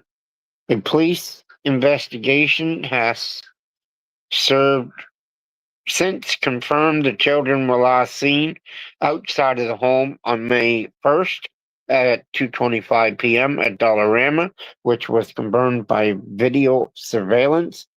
A ground and aerial and underwater search was conducted between May 2nd and May 9th, 2025, and children were not located. Statements were obtained. Various family members, teachers, acquaintances to the children, or other various family members or other with negative results. Over the course of the investigation, over 200 tips have been received from the public so far for follow-up and has not resulted in locating the children.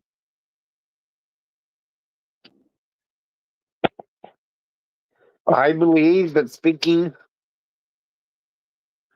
to transportation blank that the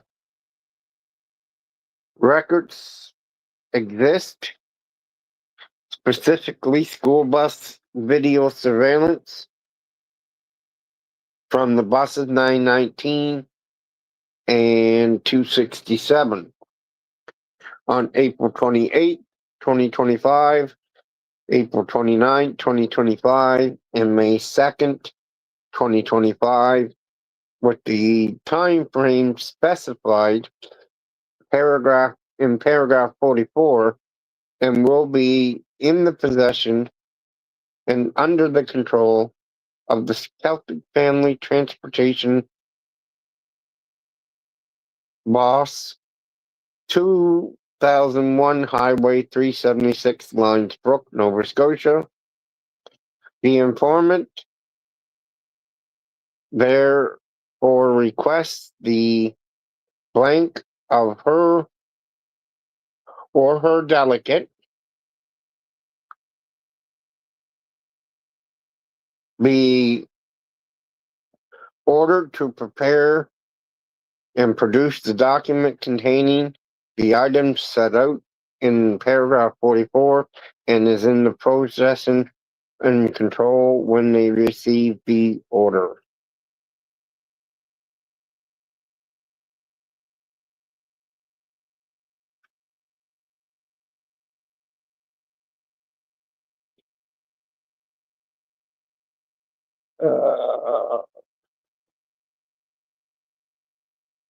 The information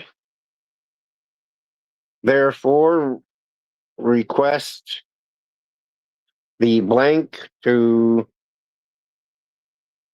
be delegate be ordered to, or delegate be ordered to prepare and produce a document containing the terms set out in the paragraph 44 that is in the possession of or control when they receive the order.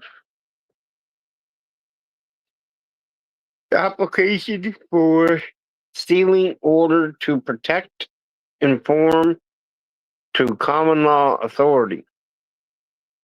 The matter involves two missing minors who were the subject of this. They believe is in the best interest of the investigation and the administration immense justice to protect the integrity of the ongoing investigation. There are investigative avenues remaining within this legislation, and the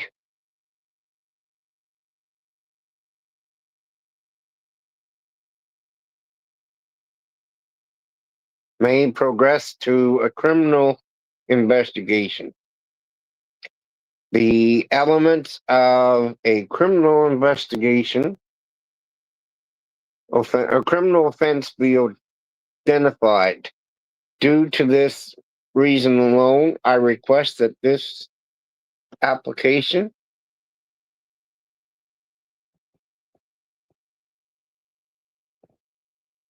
But he's getting together, tired. together with any supporting misinformation, be sealed to public view. Any persons claiming an interest, legal or beneficial, in members of the public that is described in the order, I request a sealing order pursuant to common law authority be granted for this purpose. Okay, and then it's just there's currently no other authority to protect the information within the Missing Persons Act of Nova Scotia. This is my affidavit, etc., missing persons, and then of course it's signed by Corporal Charlene Jordan Curl on this one. Okay, so I'm sure, Kent, I heard you yawning. And that last paragraph was a struggle. I know that you're getting tired. I might continue on with a little bit more. But are you ready to head off? Yeah, I'm gonna, but it's not so much tired, it's just, it's getting blurry. Yeah, I get it. Okay, so did you guys want me to go on and read a little bit and read some more? Like, this is only one of the documents of approximately 500 pages. They're all kind of like 30 something long, like 38, 34. Or are you guys ready to call it a night on there? Oh, hey, Daleen. Don't you worry there. If you don't already have the documents, obviously. I just got these prior to doing the live myself on there from Belynda. So it's not like you're not going to get those from her for sure on there. So like I said, I just got these. Like, I literally came home, was finally able to answer Belynda's message, and then she told me she had the documents. And I was like, sweet. So I was more just trying to get ready for the live. Like, I hadn't read besides 2 sentences. I know Kent sounds drunk a little bit, doesn't he? I know. That's how you sound when you're tired and stuff. Start slurring, and it's harder It's to. midnight here, people. I know. 8 to 9, 9 to 10, 10 to 11, it's 12. So anyways, Kent, thank you so much Yeah, for I'll reading stay in with me. chat until I fall asleep, but Yeah, on there. Okay. A lot of docs. Great use. Appreciate you going through. Thanks, Mary. But okay. So thanks so much, Kenton. And of course, thanks to Belynda. I'm not leaving quite yet. I'm looking at the time. I do have to work at 6 a.m. Then I'm off for like 3 days. But I do have like a lot of stuff to do. I just want to hear you analyze. Well, we're not really analyzing at all. We're just more reading about it. But anyways, Kent, you have a good night, my friend. And thank you again so much. And Jack and Lily prayers, of course, for the 4-month and everything that you do, Kent. Goodbye, Kent. Maybe he already left. And he's just sitting there. Kick guest. Bye-bye. You're gone. Boo-bye. Boo-bye. Okay, so let me move to the next one. 1 second.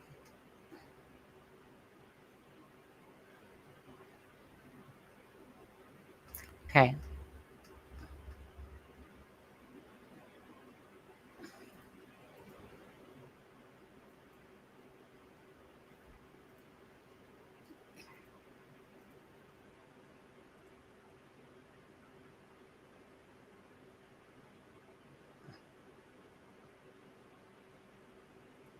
Thank you so much. I mean, people can always do on the replay crew on that stuff. So let's get through some of this here. And then again, whoever stays. If not, have a great night. Okay, 1 second. So if that was the first one, let me take that one off my thing so it doesn't confuse me. And then this should be the one that I'm on now. Okay.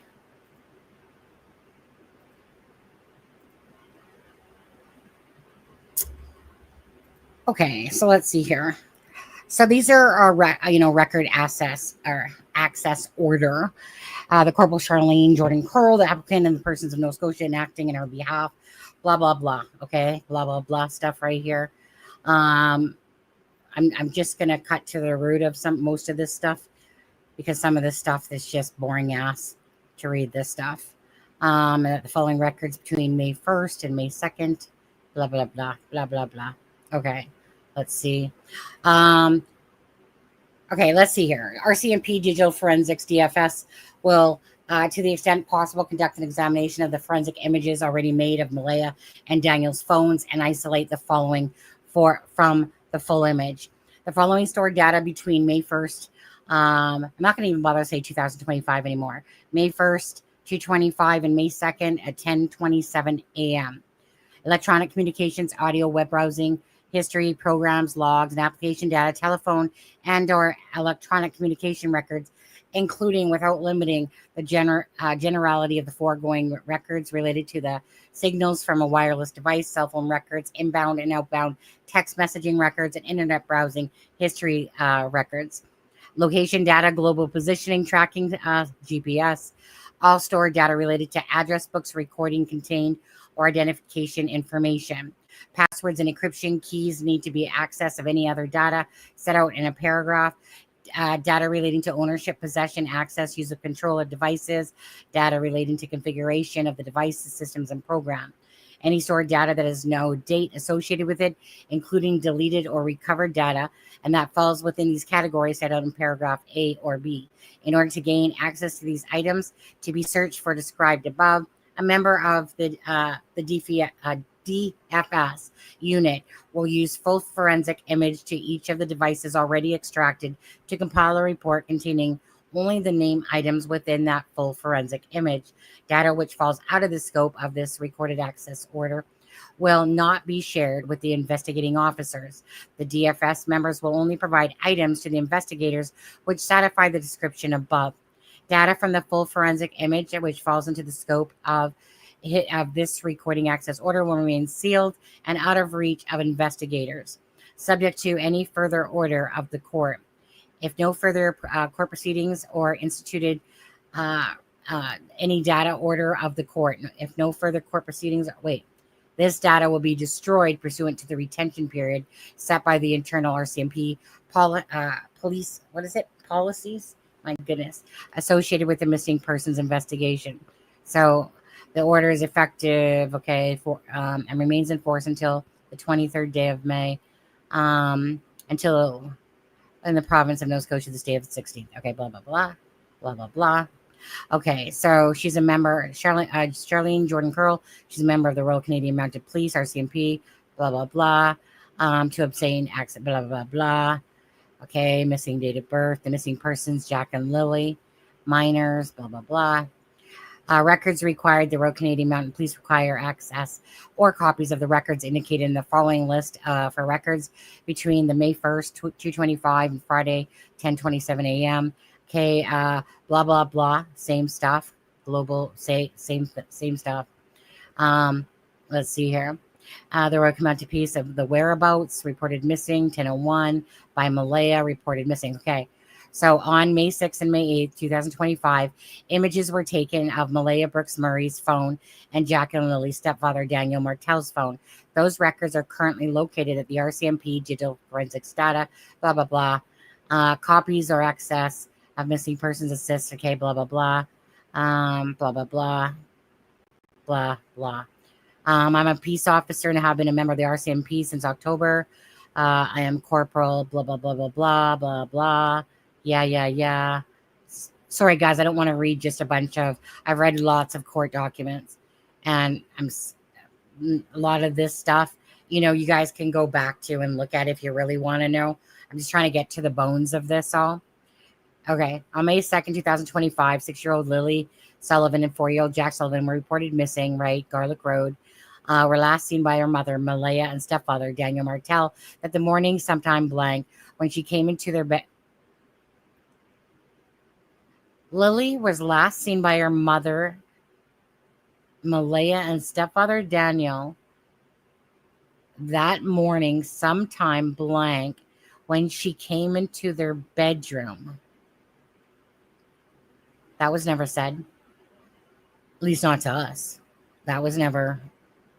Jack had not been seen since the night before. But Malaya and Daniel heard them playing in the house that morning during the same time frame. An extensive search. So am I missing something here? Because this is May 2nd. And it says when she came into their bedroom that morning when she came into their bedroom. Never heard that. But okay. But Malaya and Daniel heard him playing in the house that morning during the same time frame. An extensive search involving ground search and rescue was conducted between May 2nd and May 7th, but was unsuccessful. Their whereabouts are still unknown, and the investigation is continuing. On May 6, 2025, Malaya provided her phone to get searched, their phones and USBs. Their phones were returned to them. RCMP DFS has said that they will take the images already made of the phones and limit the data provided to fit within the perimeters and timeframes specified in this order. They will provide new USBs with that specific data to investigators once the order is authorized. All locations and motor vehicle license plates referred to in this information are obtained or are registered to the province of Nova Scotia. I have added, okay, blah, blah, blah. I relied upon blah, blah, blah. So blah, blah, blah, guys. Just your typical stuff. You know, names, dates of birth, addresses. Data input is above mentioned. Computer system is carried out by designated personnel. Okay, yeah, blah, blah, blah.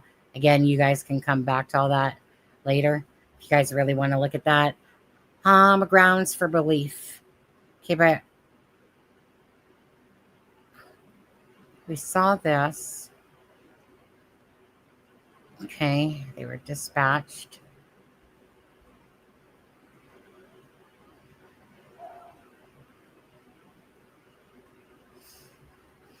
Just looking at this.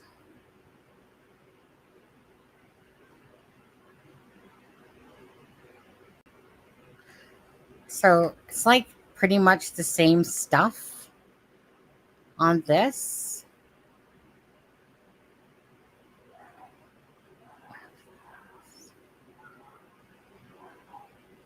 Yeah, like, wait, so like what? So there's just a few more documents in this one. Okay, so there's just a few more documents in this.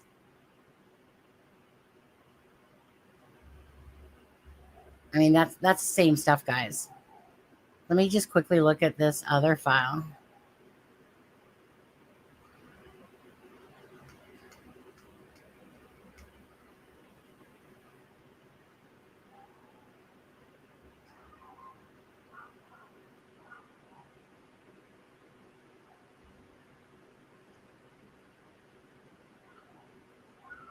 Just give me a sec. My God, there's a yappy dog out there.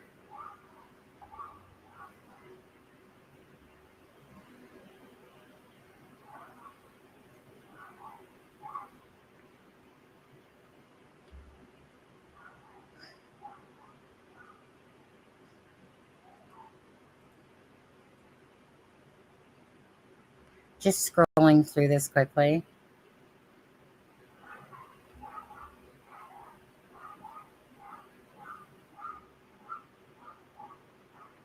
Oh my God, that dog.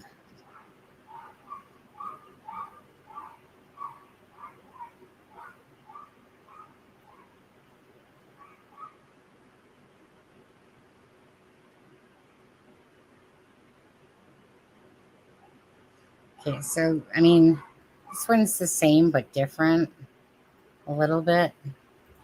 Oh, hi. I didn't realize I put myself full screen.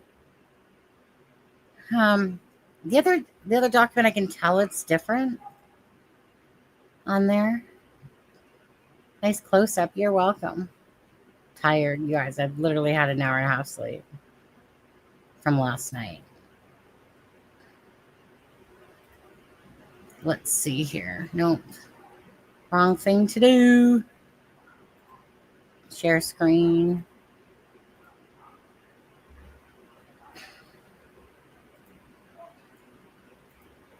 Like, honestly, when I caught myself on screen like that, I was like, what the fuck? Oh, man. For my own eyes. Okay, so I'm just kind of scanning through this here. I mean, we read that stuff.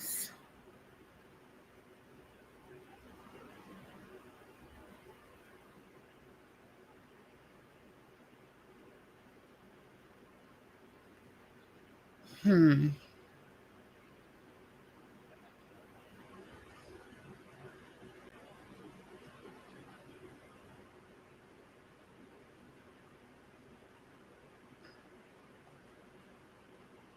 you guys see this big enough? Yeah, okay.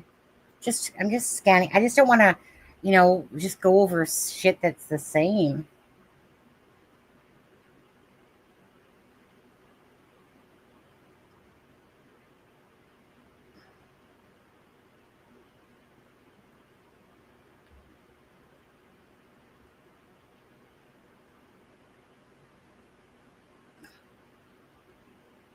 Like, we've seen this stuff.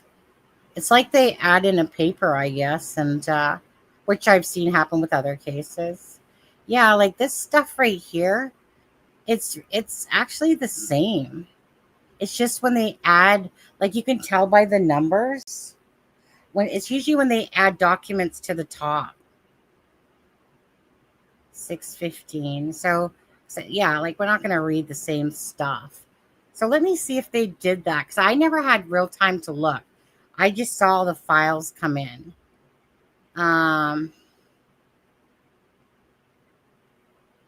We saw that. Okay, 1 second. I'm going to go to the other second documents here.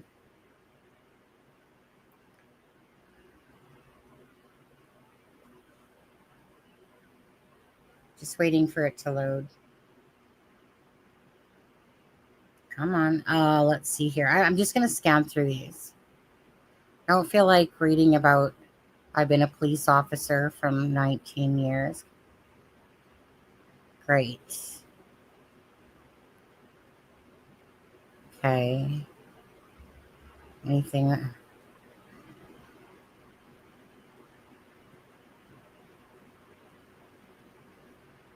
Okay. Maybe we can take a look at this one. So this one right here is not beneficial. Oops, where did I go? Where the heck did I go? Oh, it's because I put myself down here. Let's look at this one.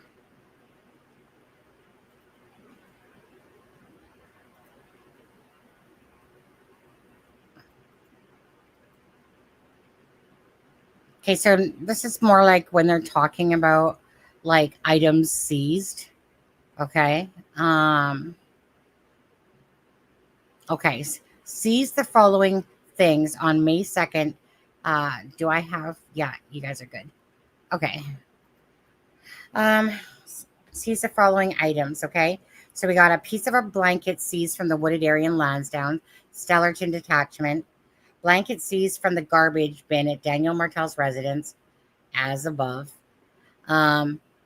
Let's see. Indent impressions casting taken from wooded area, Lansdowne.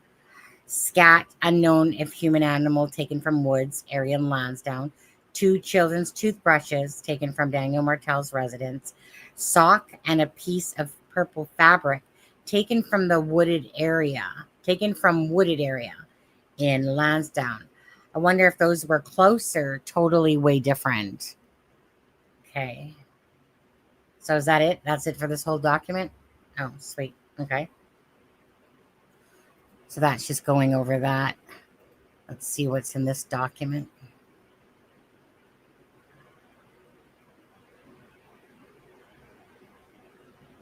Okay. 1 second. Just give me a moment.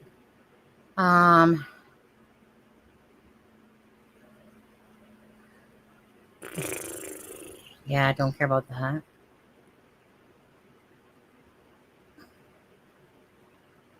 Yeah, don't care about that. Okay, so that's just a repeat of it as well. Huh. So what, 500 pieces of the same stuff?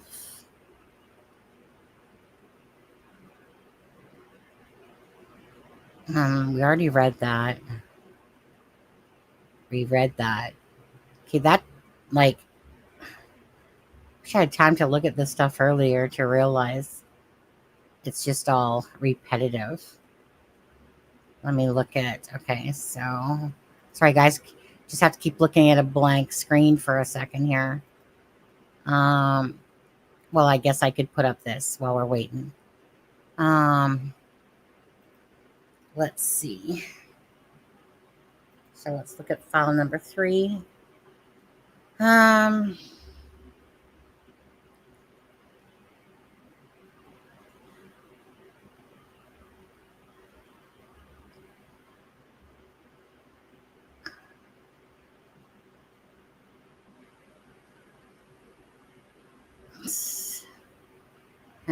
okay, let me go on to these files. So that's what they do. Like I said, a lot of times is that when they update the information or add a file, to it, that's kind of what's happening here so far, what I'm seeing. Another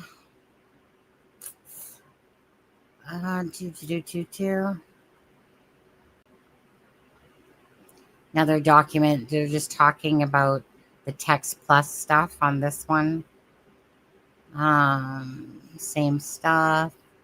So basically this document here,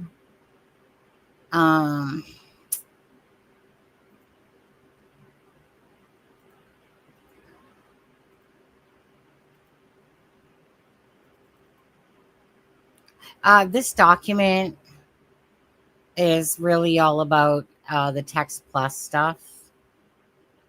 Text messages, call logs between certain dates. Of 44. Blah, blah. Blah, blah.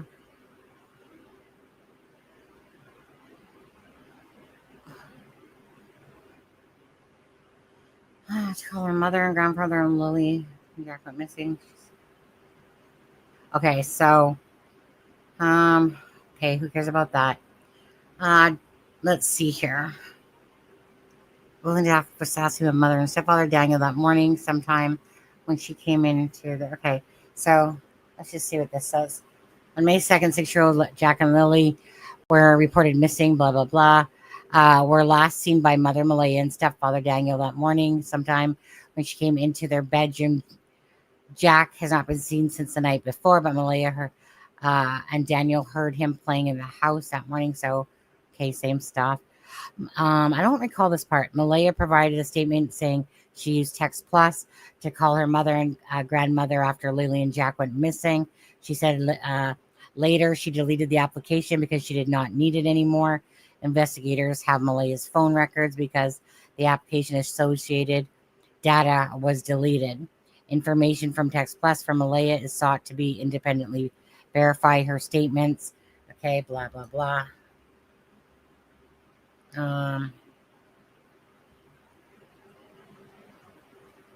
Okay.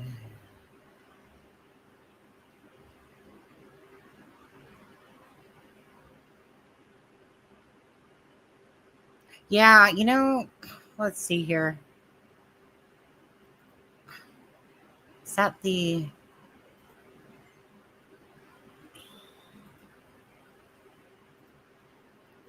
One second.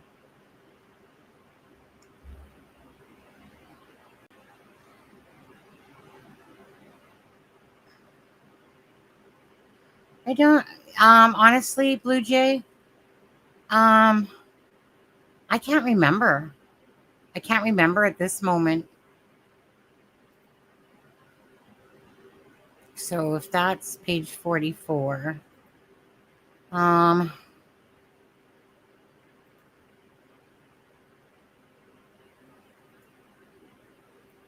1 second. Like,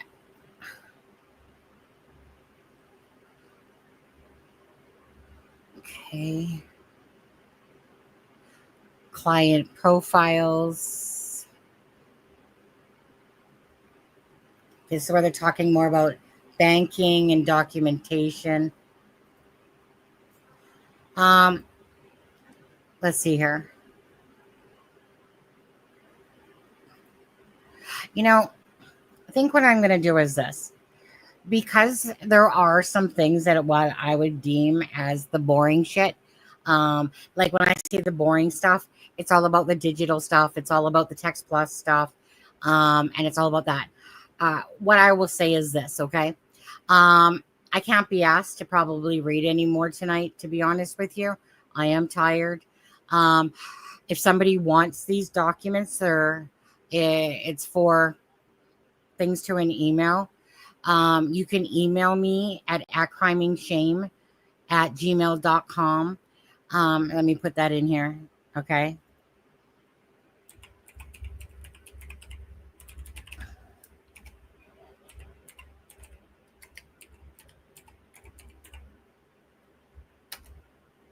Okay.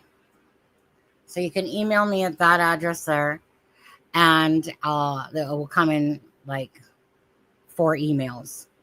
But if you want, I will just send them to whoever wants them. Okay. So if anyone sends me an email right now, when I'm lying down in about an hour's time, or sooner, I'm hungry, haven't had anything to dinner yet. Then I'll look through my emails and then send them off. Okay. Because I really do want people to see these documentations, right? I want you guys to look over them yourselves. I want you to, peruse anything that you think is, something. I just want you guys to have access that Belynda gave me access, of course, when she got the documents. And I think it's really important for Jack and Lily's case is that whoever wants to put their eyes on the document to talk about it, discuss it, and different things, that's what I would want for Jack and Lily. Yeah. So again, signs. Oh, Kent saying signs. It's PDF. The documents are in PDF file. Yeah. So that's how I will not send them any other way than the way that they came to me. Okay. If you don't know how to open up a PDF, that's a you problem, not a me problem. Okay.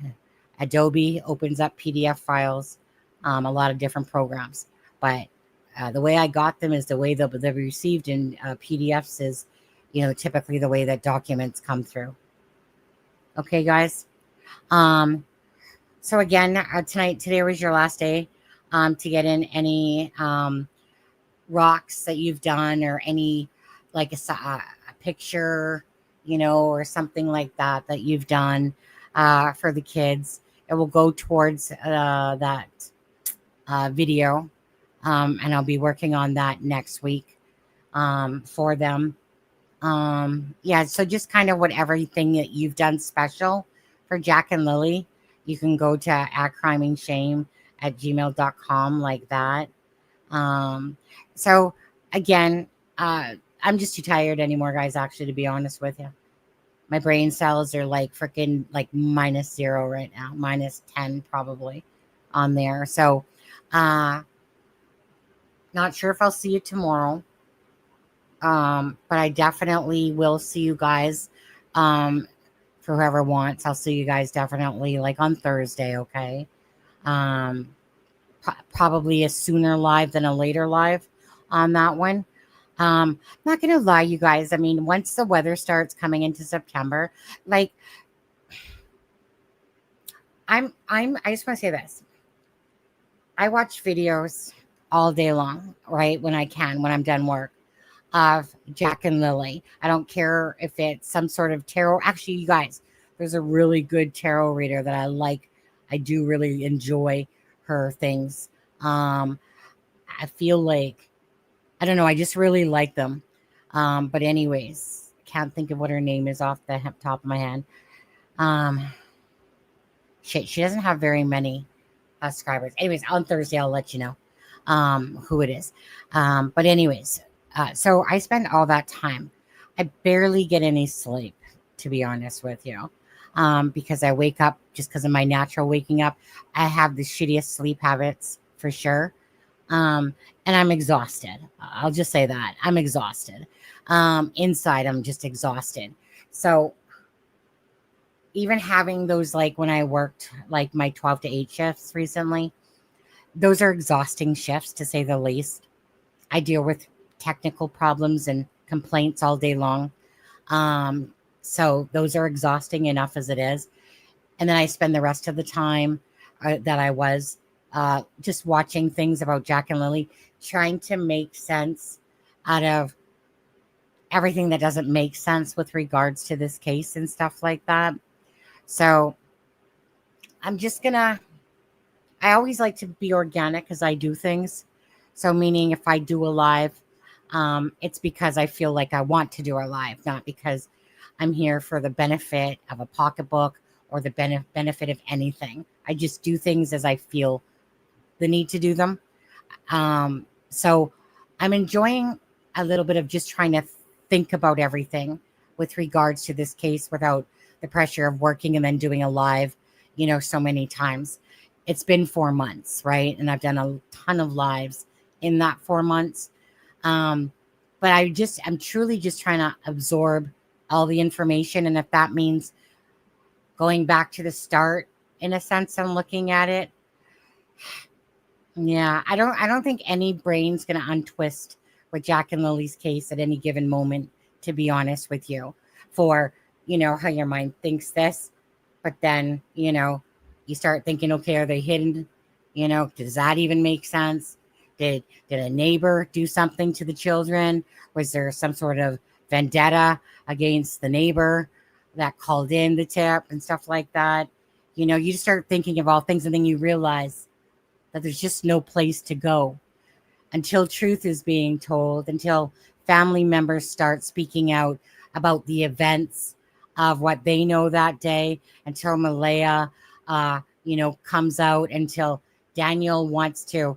What Daniel should truly do is, regardless of what you think, he should really put down to paper his timeline, explain why 8 o'clock to 8:30 isn't talked about. I didn't see it in there. All we saw, well, it could have been redacted, but you know what I mean? But again, if there's things to clear up, clear them up, right? Jack and Lily deserve beyond anyone, beyond any selfishness, beyond anything. Like any case, Jack and Lily deserve answers. But I'm probably going to start doing in conjunction with Jack and Lily, Sebastian Rogers' case. They are pretty parallel to each other. So that's why I think that they would make a good fit. And Sebastian Rogers' case needs more awareness because it's a year and a half, 18 months. Okay. So anyways, you guys take care. Jack and Lily, 4 months. They deserve answers. I truly hope that answers come regardless of the outcome.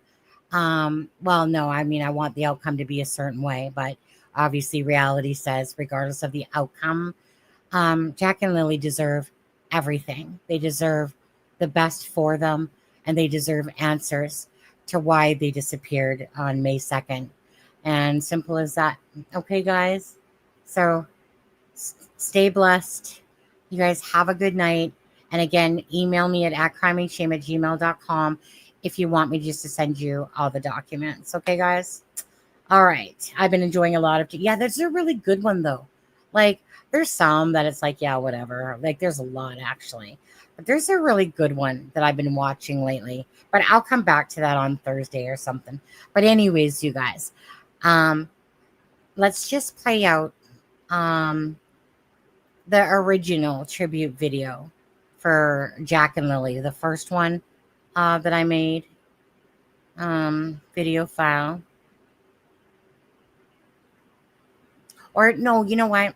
I was going to play that. Well, no. No, I'll just play out this piece because this is the video that we'll be working on. So anyone that has, again, any rocks or pictures that you haven't sent, send them to me. Tonight really is your deadline, or perhaps tomorrow morning, whatever. But let's do this.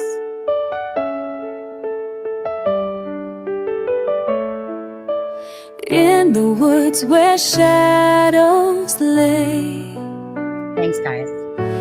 Jack and Lily went to play Beautiful song.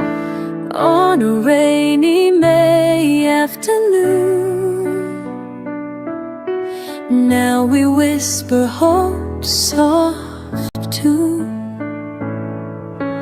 Echoes of laughter fill the air, but where are they? We stand in prayer. Oh, Jack and Lily, where have you gone? We'll hold on tight through this endless dawn. In our hearts forever you'll stay. With every prayer we send your way. Good night, guys.